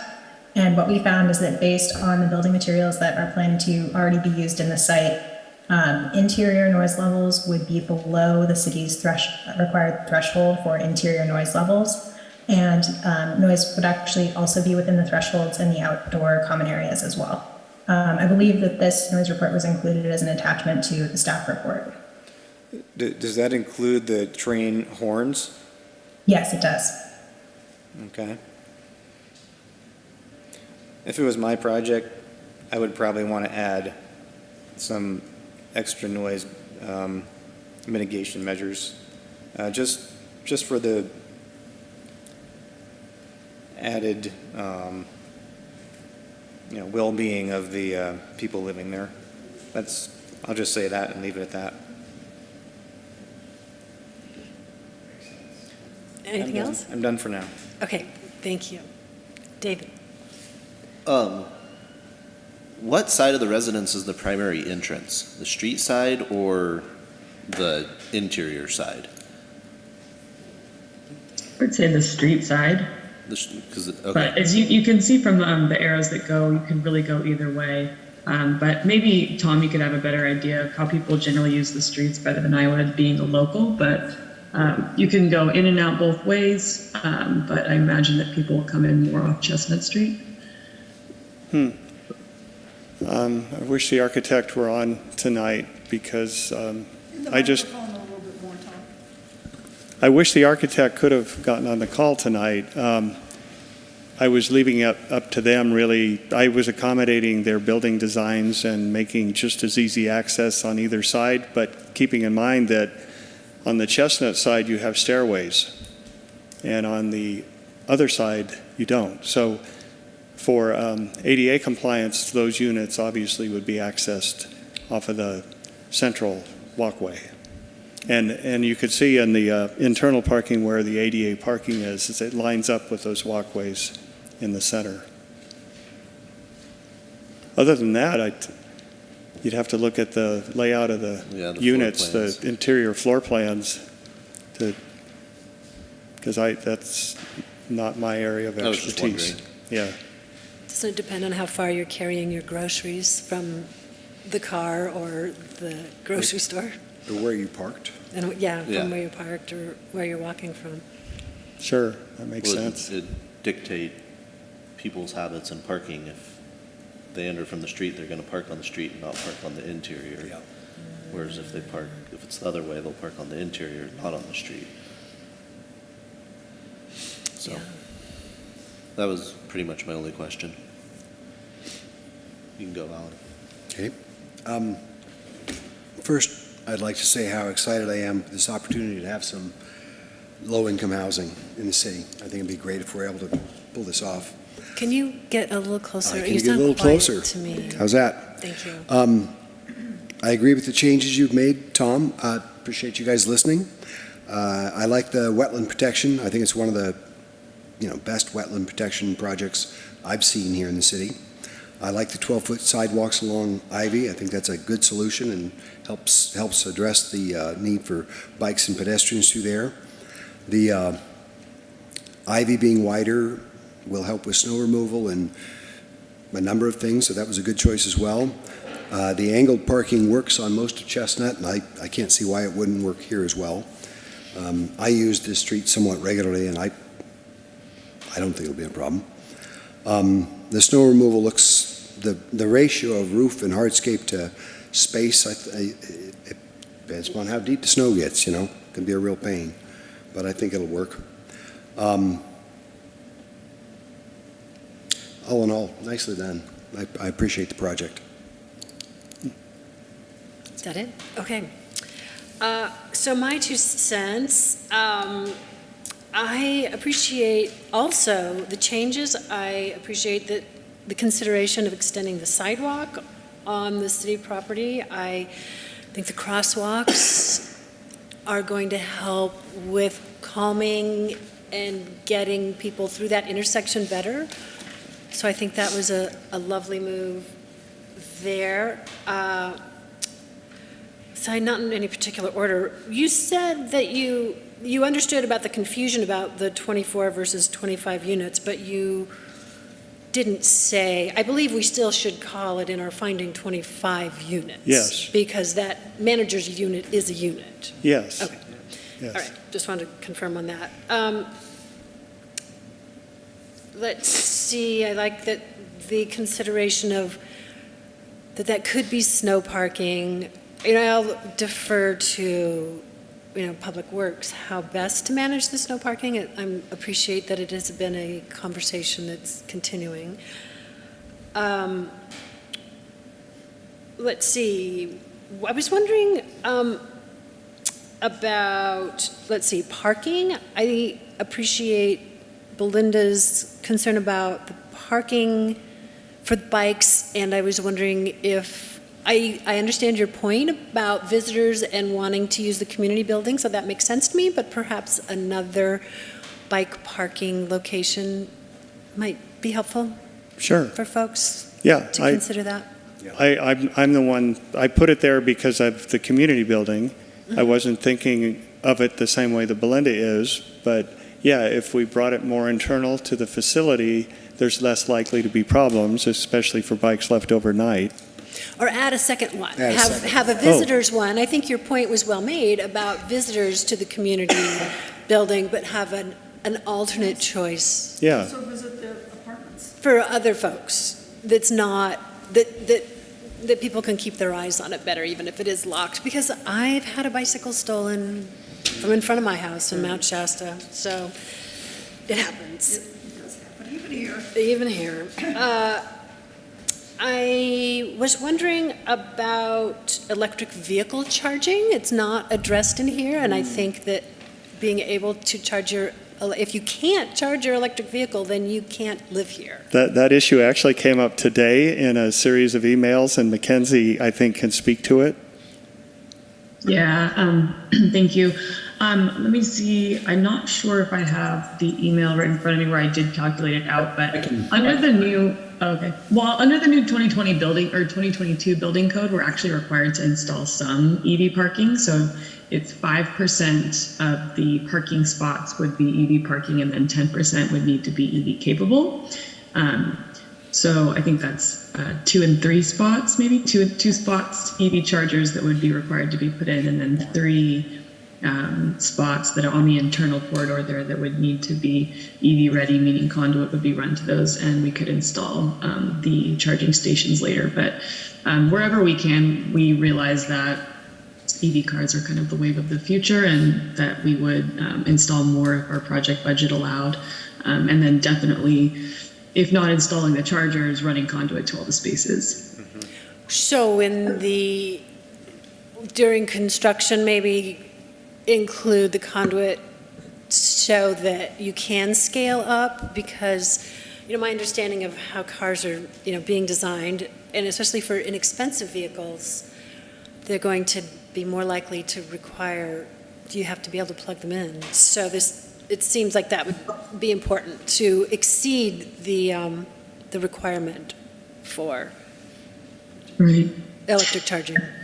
It's something we can put in the plans as, it's been difficult, recently with, project overruns, as we've talked about in the last meeting, to include all of our greatest wishes, but we do include that in our plans. And then if we must take it out in the end, that's a good option to have. But it's our full intention up front to run conduit to all the parking spaces, just because I think you're not even going to be able to buy new cars that aren't EV in the next few years. So, these properties being owned partly by us for the next up to 30 years, we definitely don't want to have to go back and take up the concrete and do that work later. So, Yeah. What is the, you said that there's a regulatory agreement to ensure that the units are available for affordable, that they're affordable. What's the regulatory agency that is in charge of that? So the tax credit committee, California Tax Credit Committee, or TCAC or CTAC, as it's called, they will always have a regulatory agreement for 55 years on all of the properties that tax credits go to fund. And we are envisioning tax credits as a major financing source for this project. So once the project's constructed and leased up, we would record a regulatory agreement that would maintain the affordability for 55 years of the project. And as I mentioned earlier, that would be going with the land. So in the event that the project one day was sold after the tax credit compliance period, it would remain affordable indefinitely for 55 years. Lovely, thank you. We've had so much input. Personally, as far as colors and siding, I'm fine with the metal siding. There's some of that, an example of that at the New Petals down across from Berryvale, where they're using that, and it looks fine to me. Otherwise, I don't have an opinion about the colors. I'll defer to our design crew here, our design experts on color. I'll add one comment to that. I like the palette they put together. I like it quite a bit. I don't mind I like the metal. I don't like the shiny metal, but beyond that, I like it. Oh, I like a little metal. Yeah. Not as shiny. an accent. Yes, rather than heavy metal. Not heavy metal. Okay, commissioners, any other, before I open it up to the public, any more questions, comments? I just have the one that if it's supposed to be affordable housing, which to me sounds like low-income housing, I like the idea of building in the potential for charging, but I'm wondering how those folks are going to afford e-cars in any time near future. 20 years. So it'll be the only thing available in a small car because they're just building SUVs now. So if I could add to this, I don't remember the manufacturer, but I just read an article today that the first sub $30,000 fully electric is coming online next year. Mm-hmm. I read that too. And they could be used cars. It's just, I can buy the 30,000 and in 5 years sell it. And yeah, like I said, I'm all good for pre-plumbing it. And looking ahead, because obviously if I'm worried about the maintenance of the future maintenance, I'm also looking ahead for that as well. Anything else, Paul? Yeah, I was just going to say my vote would be for the Hardy panel, probably the most fire resistant. And wouldn't you agree that it would provide more shear than metal? No? Not necessarily. Okay. Anyway, I'm not a metal guy, only for roofs. And I do agree about I think the Calico Rock and the Thundercloud are my two choices on color. That's it. Anything else?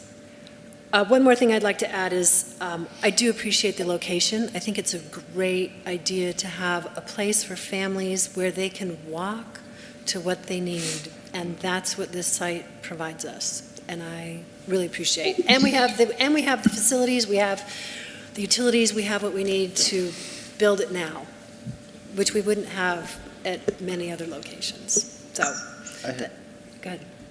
So, if somebody exceeds the income threshold, can they still live here without assistance? Or if they exceed that threshold, they're not eligible for residency? They get a better job. We'd love that, right? get evicted. So there is an income certification that happens when people apply to live at the site, and If our property management team were to make a mistake, we could get the project fined by the tax credit agency, or we'd get, I forget the specific number, but it's an IRS form, which is like a warning that your project is out of compliance, and if that's not rectified, then there are consequences. So basically, anybody that makes over whatever the cutoff was, $34,000 a year, isn't eligible to live here? No, there's a range. So our area median income levels for this project are at between 30% of AMI and 60% of AMI. So that's reassessed yearly by HUD actually, and the tax credit agency uses the HUD numbers, and so it'll fluctuate depending on the economy of any specific county during the years. But currently, we've got.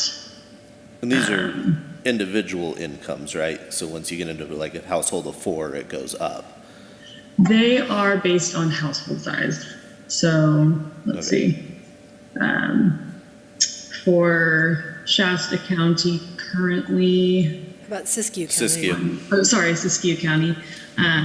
We've got 60% of AMI for a one-person household is $32,000, and then up to 4-person, it's $46,000. So that would be 1 to 2 adults that would be combining their income, or a single mom that has 3 kids. And if somebody's income exceeded that threshold after they lived there for a number of years, then they have to leave? They don't. There's a first-year certification, so if you exceed the income within 1 year, you'd have to leave. But if you don't, then you won't get. You won't have to be asked to leave. So you have to wait for that dream job for a year to get to. It's they do the best they can, I think, with making the regulations work. So that's how it is currently. Okay, commissioners, anything else? I'd like to add my voice to this location. The Roseburg property is good for some things, but I don't want to put housing out there, not low-income housing or affordable housing, because having it downtown is the right place to put it. Thank you for that. Ditto on the location. It's really a prime area in commercial, can be high density, walkable, the whole town. So, yeah. What happens during 4th of July? The kids will get to walk to the parade. Even further, park up in front of your house. It'll be fun. So is there anything that we're going to address with regards to some sort of, or is the city automatically going to place that the maintenance of the property, the upkeep? No more than we do other housing projects. Yeah, I just don't want it to become run down, and that just defeats the purpose. Yeah, I don't know that that's more likely in a housing project like this than the other. Well, that's the reason why I'm asking, because I've seen that elsewhere in town. Yeah, and it's, we don't have much in the way of enforcement. Okay. Okay, I'm going to open it up to the public. So, we'll start with folks that are here. Oh, now you got one. Wait, what's that?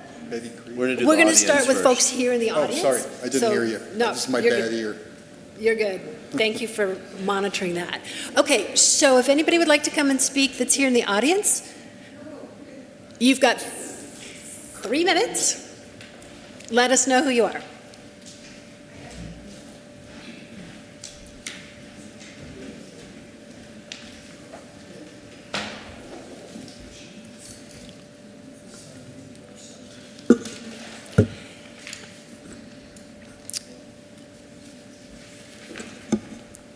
Your time's starting.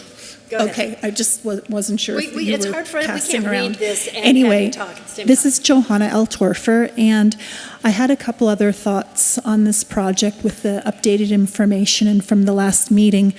But I first wanted to address one point that came up in the discussion, which was how many people can live there. And by my calculations, it potentially could be up to 140. And the reason I say that, I don't realistically think it's going to be that much, but I think you do, as a planning commission, need to be aware that according to HUD, which governs how many people are allowed to live in housing, the general rule of thumb is 2 per bedroom plus 1. Okay, so just FYI. So a couple of the things I wanted to make sure, like on the water reports, I was hoping we would have a clearly documented plan that we can adhere to.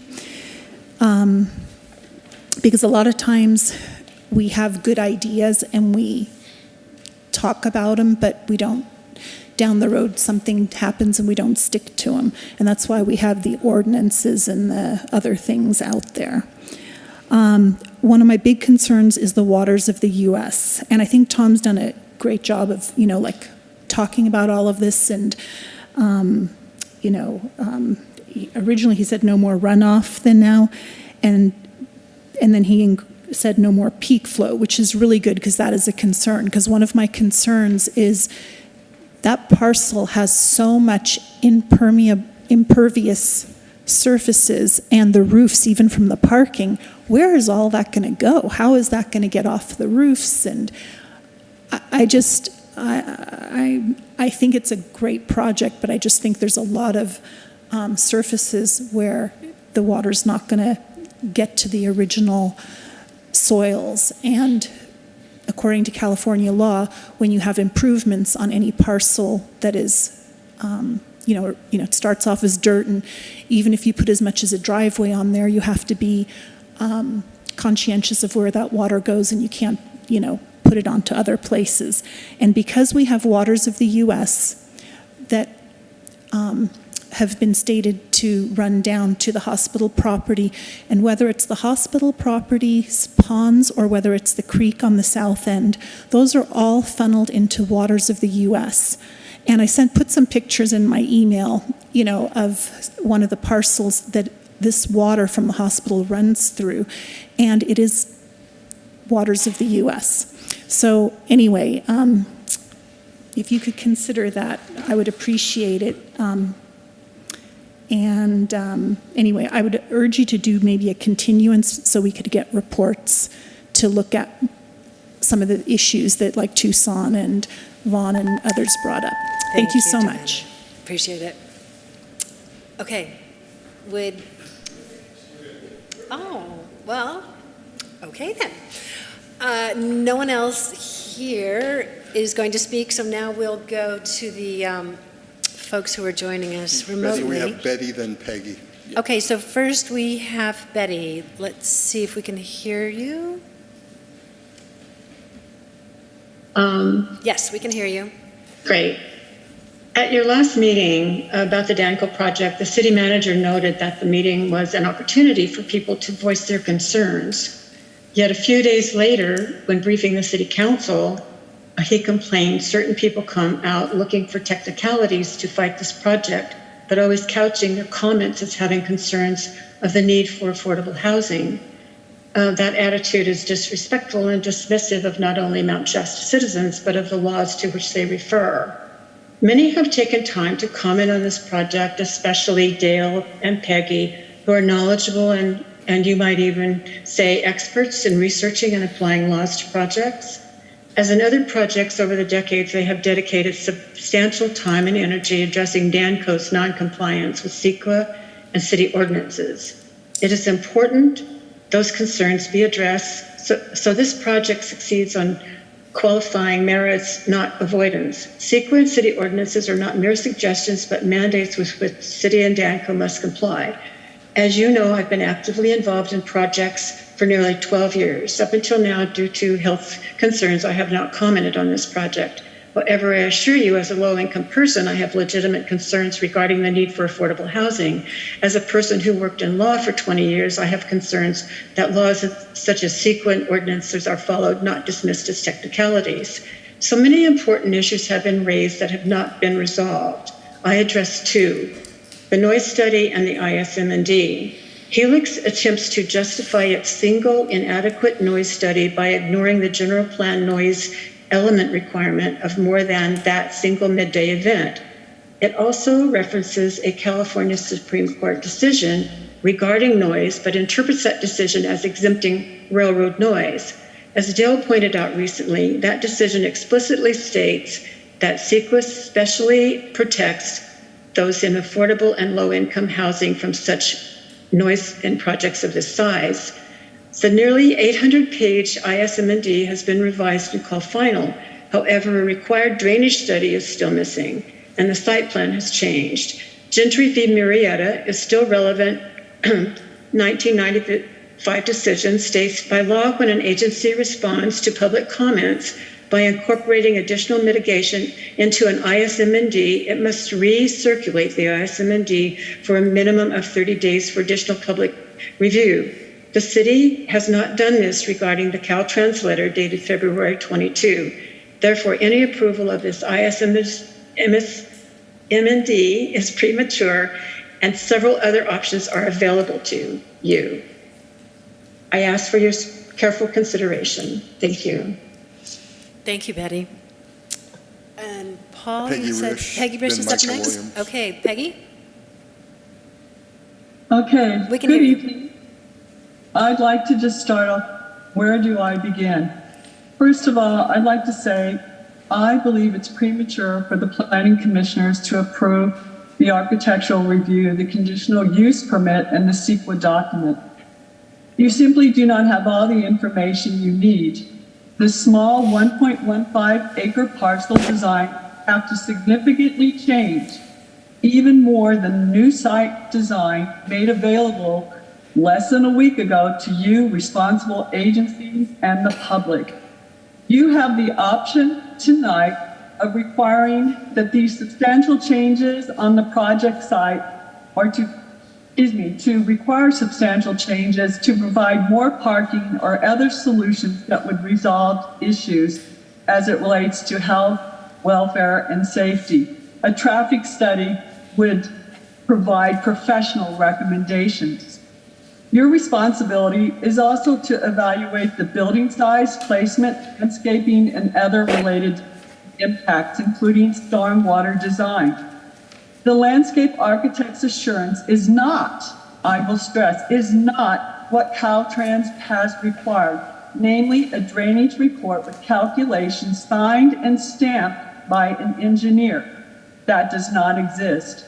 It would be premature to approve the project when the design and landscaping have to significantly change. And may I remind you that this is also an impact that CEQA addresses, whether the stormwater impacts would be significantly changed. And there is no way, you have absolutely no evidence to say that that does not exist with the current design until you get that drainage report done, stamped, signed, and calculated by an engineer. Now, I like Tom just as much as you do, but he's a landscape architect. He made that very clear. He's a landscape architect. His lane of travel is not to do a drainage report, and that is not done. So, you know, I want to love this project, just like you do. But there are significant failures of the information. You know, I think that those who are experts, Michael Williams has submitted comments. There is also the page study that I provided you a link to, that the experts say diagonal parking is a health and safety risk to vehicle traffic and those using that parking. And that's what's happening on Chestnut Street. It hasn't been addressed, and you need to look at it. Okay, thank you, Peggy. Okay, do we have Michael somebody else? Williams. Okay, Michael, when... Can you hear me? We can hear you. Yes. All right. Hi, everybody. Love the project, love the density, love the income constraints, love the location. I came here with some other comments, but was very surprised to hear that the sidewalk is being multi-purposed as a shared use path. This is just plain bad idea. Now, there may be cities that are doing it. Todd mentioned there were. If there are, fine, but it's not best practice. It's not even good practice. If it was good practice, heck, let's put them on Mount Shasta Boulevard. So sidewalk riding is demonstrably less safe. You're taking cyclists, sometimes young cyclists, and putting them on sidewalks where you've got lots of sight obstructions and cars traversing those sidewalks to enter driveways, and you get some real problems. You also get conflicts with pedestrians. So normally, in most cities, when you see people riding on the sidewalk, it's a sign that you have bad bicycle infrastructure. If we do want to do a shared use path along Chestnut Street, are we going to have bidirectional on one side only, bidirectional on both sides, unidirectional on both sides? I don't know, that's not clear. And do we have the right of way available to us to extend this treatment throughout the corridor? That's not clear either. And even if you look at the project as is, talk about a 12-foot shared use path width, well, it certainly isn't 12-foot wide on many of the sections of this sidewalk, northern end where it splits around the water features, etc. So that is not a shared use path. So you could design this sidewalk to be a shared use path, but it would look very different. And one comment on permeable asphalt, because it sounds like people aren't that familiar with it. Permeable asphalt is asphalt with voids in it. Water drains through it. It needs to be vacuumed multiple times per year for those voids to remain clear and for the permeability to remain active. And a lot of communities are moving away from permeable asphalt because even with vacuuming, it gradually loses its permeability and you end up with good old regular asphalt after a few years, and the optimistic permeability numbers used in the hydrology study that they used because it was permeable no longer apply. Anyway, good luck. Thank you. Thank you, Michael. Vicky Gold. Okay, Vicky Gold, you've got 3 minutes. Thank you. I like Michael's comments about the bicycle paths and those. You know what, Vicky, could you start over? You're hard to hear. Okay, I'll put it. Is it better? Yes, that's much better. Thank you. So thank you. I appreciated Michael's comments about the sidewalks, and I think that is important. I absolutely disagree about the density. I don't think anybody has responded to the multiple layers question, why this density? Is it necessary for this $5 million grant? Is it dependent upon this specific density? Can it not be reduced to 18 instead of 25 units? Why no response on several of us, our comments about eliminating the detached home for manager? Why is the detached home necessary? I understand it's desirable for managers to live in a detached home, but that could provide the parking, the double-story parking unit that would be safe. It would require no more on-street parking, so the health and safety issue for both pedestrians, bicyclists and vehicles would be resolved. It also would resolve the snow removal issue. I think the noise mitigation comments by Tucson were very important. I do like the idea of triple pane windows and thicker walls, because I also, with my window cracked, hear the train from a mile away, and it does wake me up. And I think it would be extremely difficult for people to sleep there with the trains coming through at 2 and 6 in the morning at least. I think that's essential. I don't understand why these questions haven't been addressed. They seem to be a creative option that could allow the project to be on this site.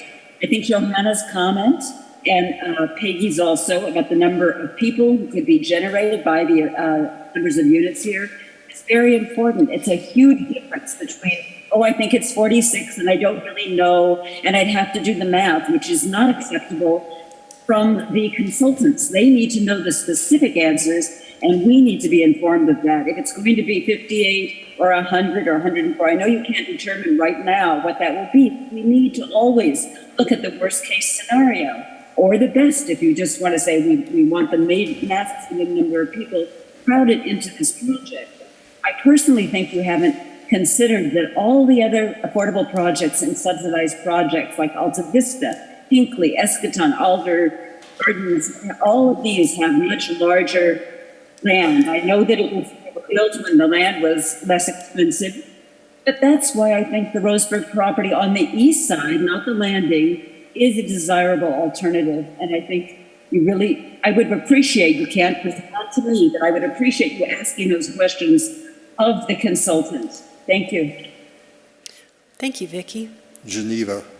Okay, next up we have Geneva. Hi.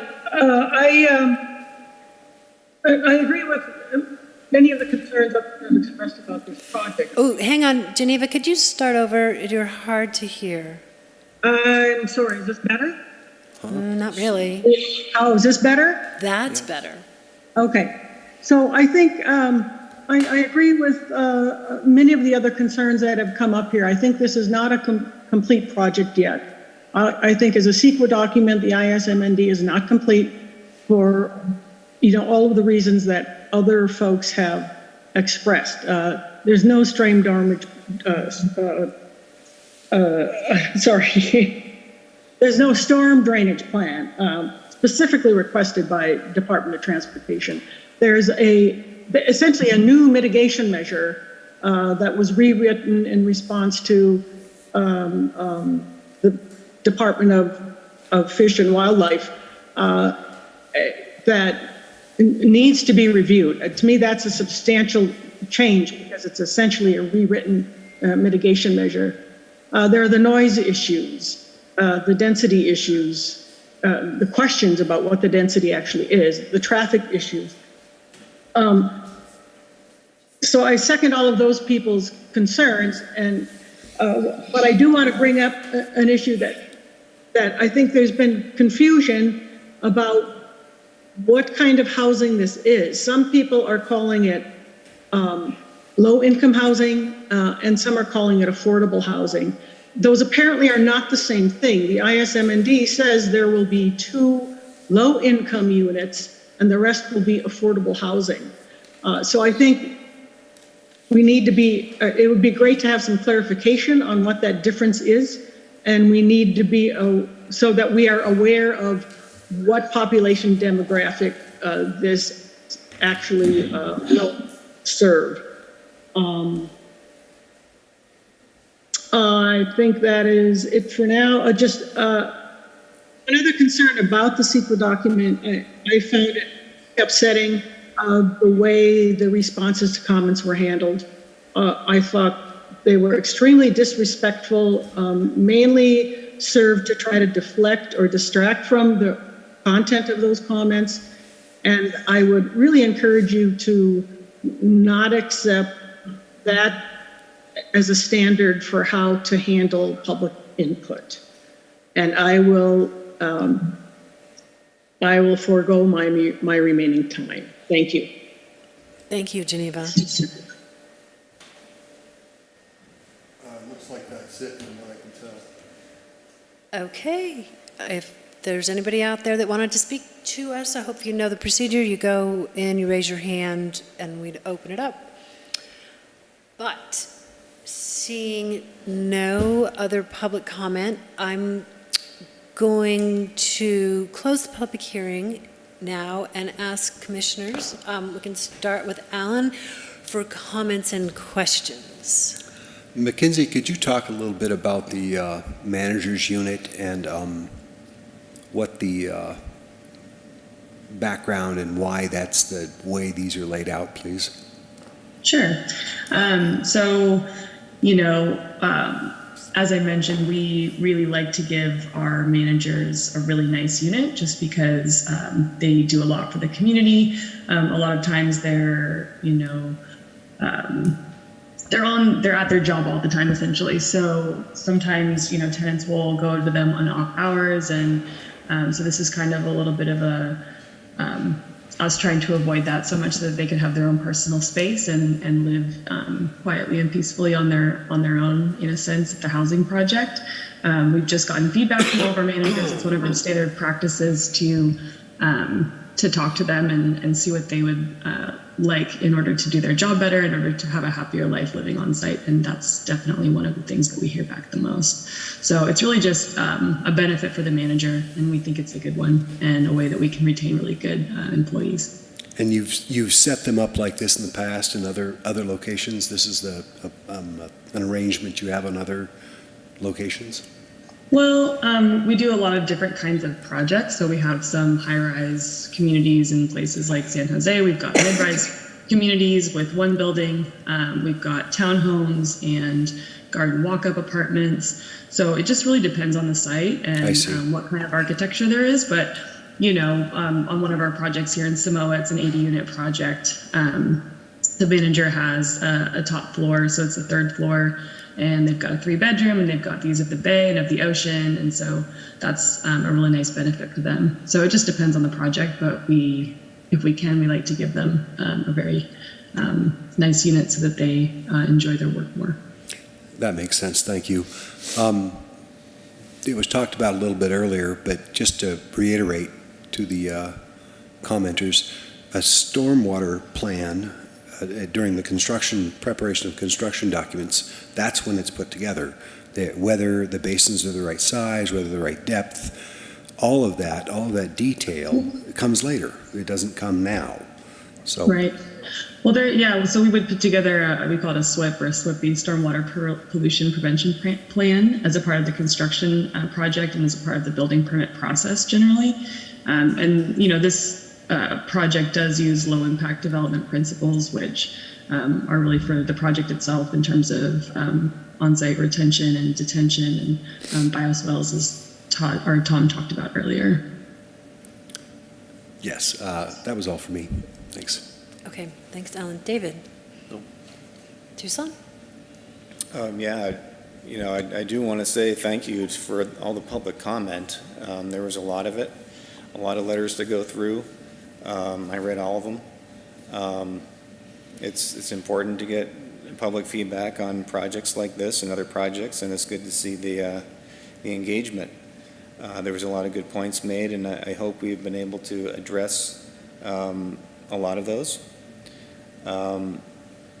As far as the density goes, this is just part of the city in commercial zone that allows high density in our zoning at 20 units per acre, and this was bumped up just because of the density bonus, I think only by 8.7%.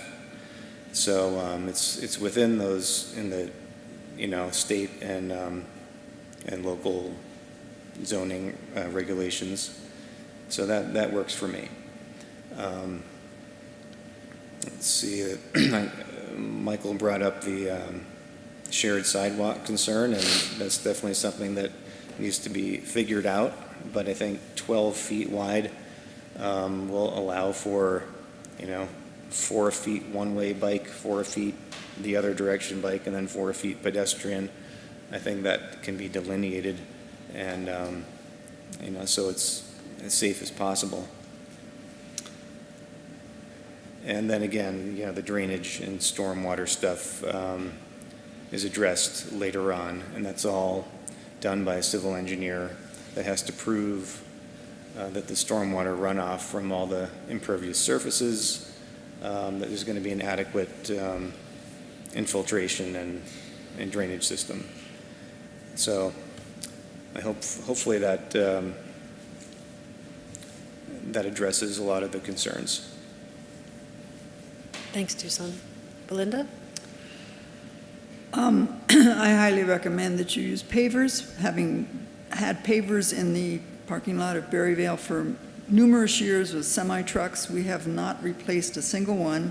There's basically no maintenance, and you can put different colored pavers for the delineation of the parking slots, and you don't have to vacuum them, and they don't crumble, and you don't, really, initial expense is higher, but, I have semi-trucks going over these parking lots, and they have not even come out. So I think that it would be something to, and the snow plows, bulldozers with plows. Nobody's pulled up a single paver.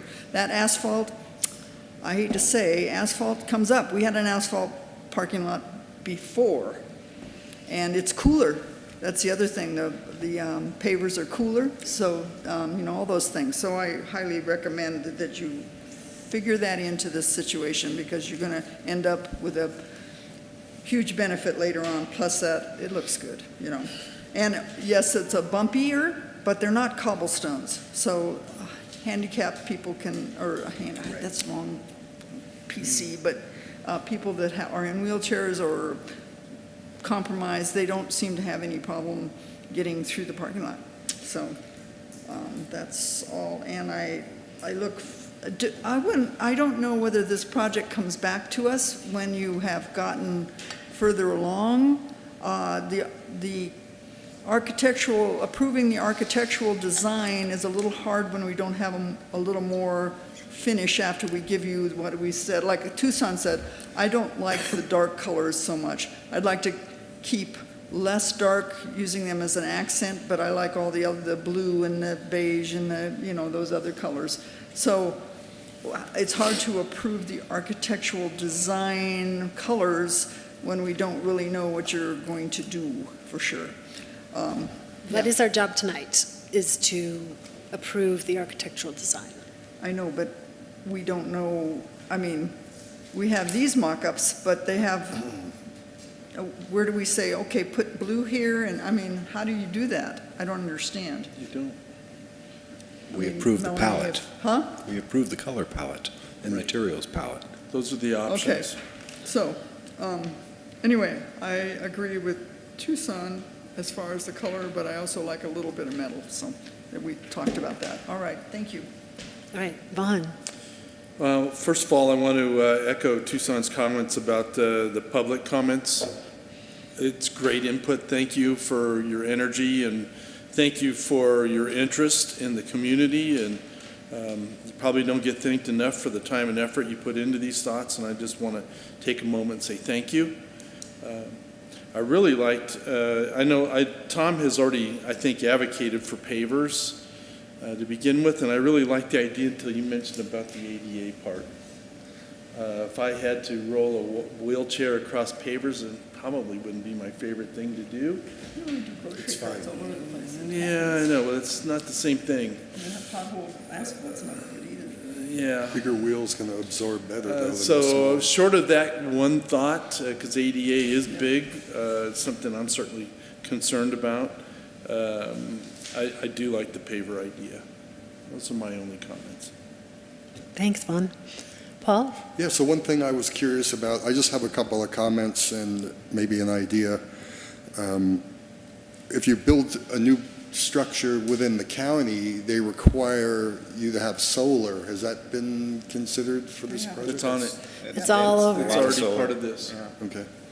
And then with regard to the parking, I mean, there could be a lot of creative things done, perhaps decommissioning the street, so to speak, from Field Street to Ivy Street, and just kind of turning it into a big parking lot of sorts, because there is angled parking across the street there, right next to Ivy. I think there's like 6 spaces going north. Belinda's idea of turning it into a one-way coming and going, not a bad idea. Nobody made any mention of pets. I was just curious about that. Is this going to be a pet-friendly project or not? Ask them. So, we allow pets in our communities as long as people have a companion animal note from their doctor. I didn't hear the last sentence. Note from the doctor. A companion animal. Oh, okay, so in other words, service animals only. Well, there's a difference. It's a companion animal with a note from a dog. Support animal, whatever. So, Emotional support animals are allowed. Is that limited though? Because I mean, all of a sudden I'm thinking raccoons or ferrets. Dogs and cats. Yeah, what's going to be considered a companion pet? As long as somebody has a note, it could be a companion pet. Right. What does that constitute? It's got to have a limit. Whatever What if the- my companion pet's a pachyderm? Come on. Like I just need to know what, yeah. What, I think we're just arguing Statutes around semantics that. there, though. Yeah, Being we've realistic. never had a pachyderm in one of our projects yet, but With a giraffe? yeah. Okay. we can incorporate house rules as well, and I think there's a way that we can limit certain species if they're known to be ferocious or unsanitary or too big for a home. Okay, and then finally, for me, my only opinion, I respect Alan and Tucson and all the time defer to their knowledge on this. For me, I do think the project is kind of big for the area just because of its proximity to Mount Shasta Boulevard, but that's all I have to say. Okay, thanks. I'm just going to throw in, I'm going to ask for clarification because it sounds like there was some confusion. My understanding, and if you'd please clarify, that all of the units, aside from the manager's unit, will be targeted for income threshold residents. That's correct. We use affordable housing and low-income housing pretty much interchangeably in the industry. I don't know if there's really much of a distinction there. It's just you can say one or the other. On our projects, we're going to have all of the units besides the manager's unit, income qualified tenants between 30 and 60% of the area median income of Siskiyou County. Thank you. I appreciate that. One last thing. Yes, please. I want to also say how much I appreciate the density. I'm glad it's dense. If we're going to do housing for low income, we need more density like that. So I think that was it's a nice density for this site. It's a good start. Mm-hmm. Okay. Commissioners, if there's no more questions, I think we have some sorting to do. There's been some suggestions. What my impression is we're leading towards approval, and aside from a minor change to one of the findings regarding the number of units, there's some questions, there's some concerns, there were some ideas. Are we elevating them to a level of adding conditions of approval? Are we satisfied with the packet that we have? So I'm asking for a little more input before we proceed. One thing I'd like to say is it feels like the designer has been relatively responsive in terms, I don't know that we need to condition the colors or something like that, but that's something we can do. That's why I'm asking if people feel strong enough to elevate it to that level. I personally do not. I think they have been responsive, but I'm just taking the pulse.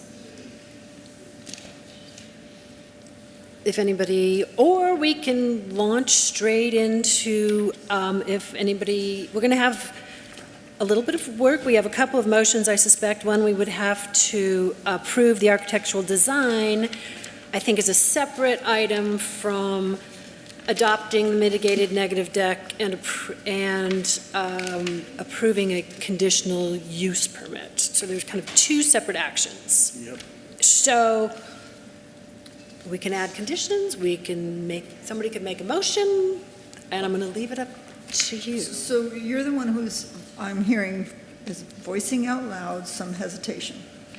No. I am not voicing hesitation. I am checking with all of you to make sure that your concerns have been met by raising them here. And if you feel you need to add the heft of changing any of the findings or the conditions of approval. I'll entertain a motion with regards to why we're here tonight is for the architectural portion of this for a vote. So what you would make a motion to approve? The Yes. findings? With the findings as submitted? Yes. And the design packet as submitted? Yes. Okay. So we have a motion from Vaughn. Do we have a second? Can I ask, are there three actions we're going to be? I believe, Kyle, can you hop in here? Am I correct that 2 actions will cover this? 2 motions? Kyle? Oh, you're not, we can't hear you. You're muted. Wait. Can you hear me now? Yes. Okay, it will be three, one for the conditional use permit, one for architectural review, and then a separate vote to certify the ISM&D. Got it, thank you. All right, so we have a motion for the design review, architectural design review. Do we have a second? I'll second that. Alan seconded. Are you tracking all of this, Kyle? Yes. Okay. All in favor? Aye. Oh, hold on. I would add, for myself, I would add, because this is the architectural review, we're talking about colors here. This is part of the package. That this color palette is nice, but I would like the condition that the main color of the hardy siding be this thundercloud blue. Okay, so now we need to set aside our motions for a moment, and we need to clarify for who made the motion, but to get we need consensus on that. And so I will, does your motion? That'd be in second motion. I beg your pardon? Wouldn't that be a second motion? There's a motion Or on we the could table. amend your motion, Roberts, I'm not, we'll get there. It wouldn't be. Do we need to amend the motion? Do commissioners agree that they want to change that, or are we going to leave it with the, as it stands? Where I was going is that we just, the color palette is there. We know what the potential colors are. That's where I was offering my my motion. Okay. And I don't know Alan that I could seconded specifically say it's got to be blue, but we know blue's going to be part of the color palette. It might be one building's blue, one's Tucson, another. I don't know. you want it as a condition of approval. Is that what I'm hearing? I would, for me to feel comfortable about going forward with that. What if we just eliminated the iron fixture color as a predominant and used it as trim? That's still That's the same thing. Is what I'm saying. Well, yeah, but you're specifying that thundercloud would Vaughn. be a predominant color. Vaughn, table your motion. But So- we also have calico I rock. should just table it? Well, no, so we have a motion, and we have a second. So I'm going to go ahead, understanding that this is with the color palette that we've been given. That's right. Okay, so let's take a vote, and let's do a roll call vote. Kyle, would you manage the roll call, please? Or do you want me to do that? It might be simpler for you to do it.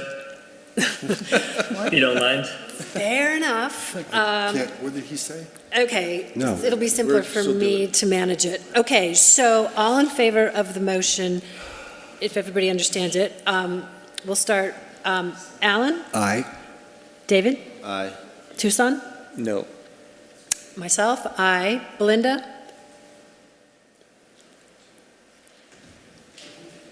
Can I say anything or not? No. Let's just get this motion managed. No. Vaughn? Aye.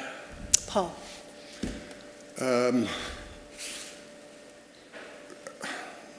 So what we're saying is it's going to be one of these colors, but we just don't know where. No, it's going to be a blend of all of these colors in some, Then I would have to say no. Okay. I'm stuck on two colors. That's so 4 the to 3. motion passes because we had 4 vote in favor. Okay. So we've approved the design review. Yep. Note preference, please, design team, that blue is. I'll make a motion to approve the conditional use permit for the project. What? Okay, so we have a motion CUP? from Alan to approve the conditional use permit. Hold on a moment. I think that's the one that we might need to amend one of the findings to include 25 units instead of 4. Yeah. With the change to the language, as Melanie pointed out, changing 24 units to 25 within the Okay, document. we've got a motion. Do we have a second? I second. Looked like Tucson. I'll let Tucson have it. All right, so Alan moved, Tucson seconded. Tie goes to the runner. All in favor? Aye. Aye. Opposed? None. Got that, Kyle? Kyle, I can't Yes. hear you. Okay, Yeah, I got it. all right, and now we have a third detail to manage, which is adopting the mitigated negative deck. Certifying. I beg your pardon? Certifying the make. Certifying, thank you. Do I have a motion? I move we certify the MND for the project as submitted. Okay, do we have a second? I second, Vaughn seconded? unless Tucson wants to. I'm good. Okay, all in favor?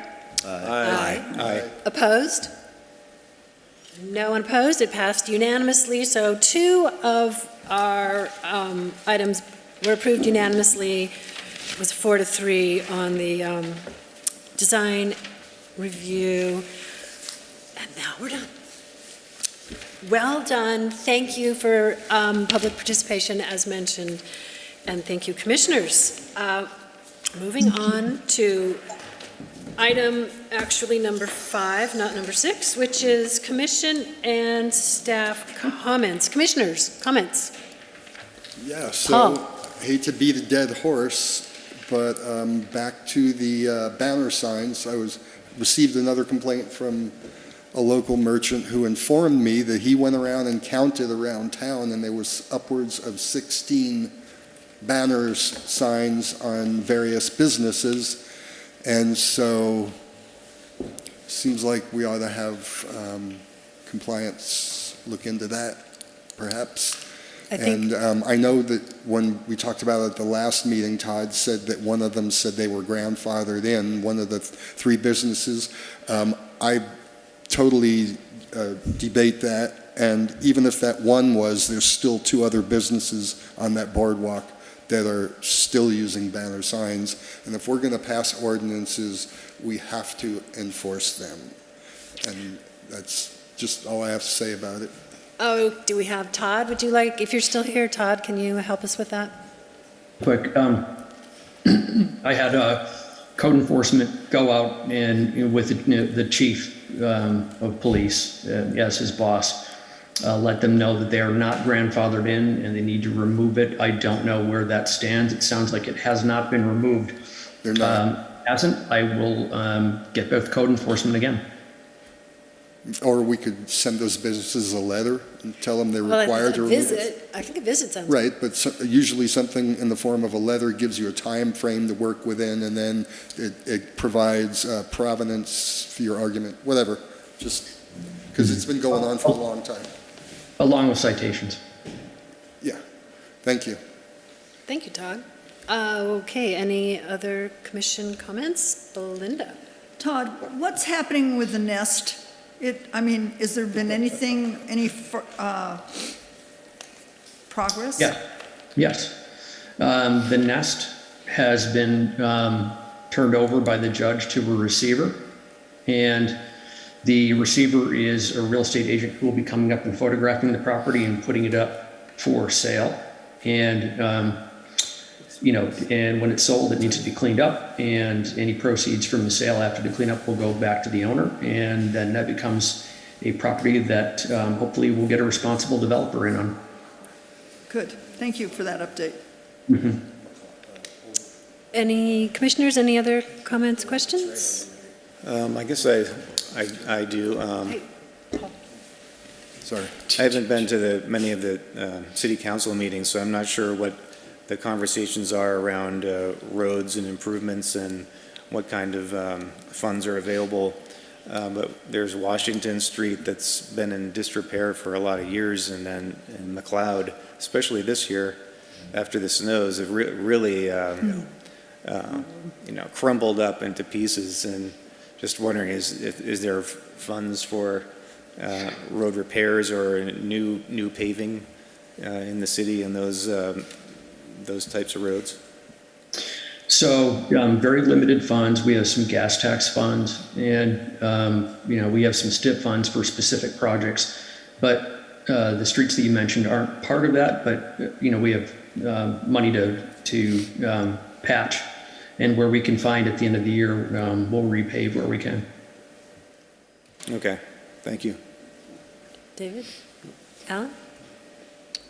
And staff comments? Sorry, hang on. Something else came up. Go right ahead. So I was observing the last city, I think it was the last city council meeting, and the Pace Engineering road changes and stuff.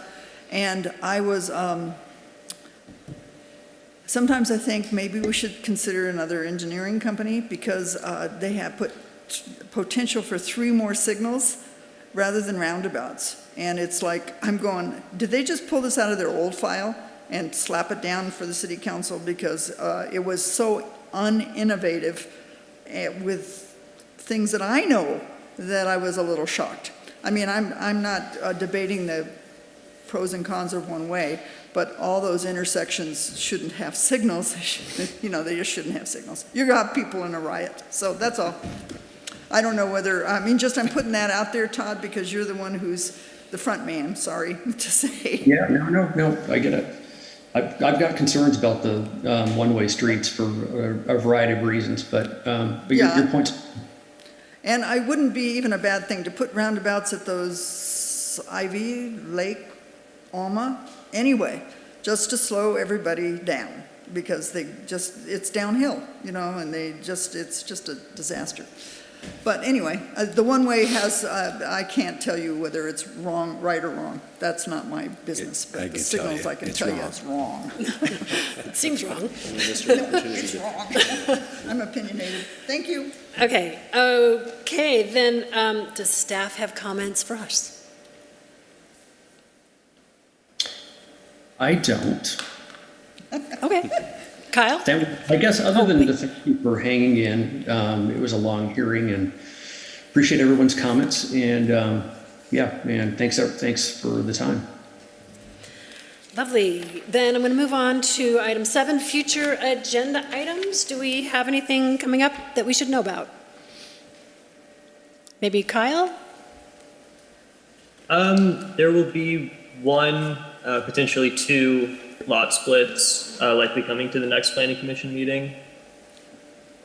Okay, so we'll plan to meet in April. Yeah, there should be agenda items for the April meeting. Good to know. We review lot splits? Parklets. Yes, subdivisions. It's a map. Yeah. Okay, anything else? No, that's it. Okay. Thank you all. All right. Thank you. Item 8, I am going to adjourn our regular planning commission meeting from Tuesday, March 21st, 2023. Thank you, Melanie. Good job. My mouth's dry. Probably totally agree with you.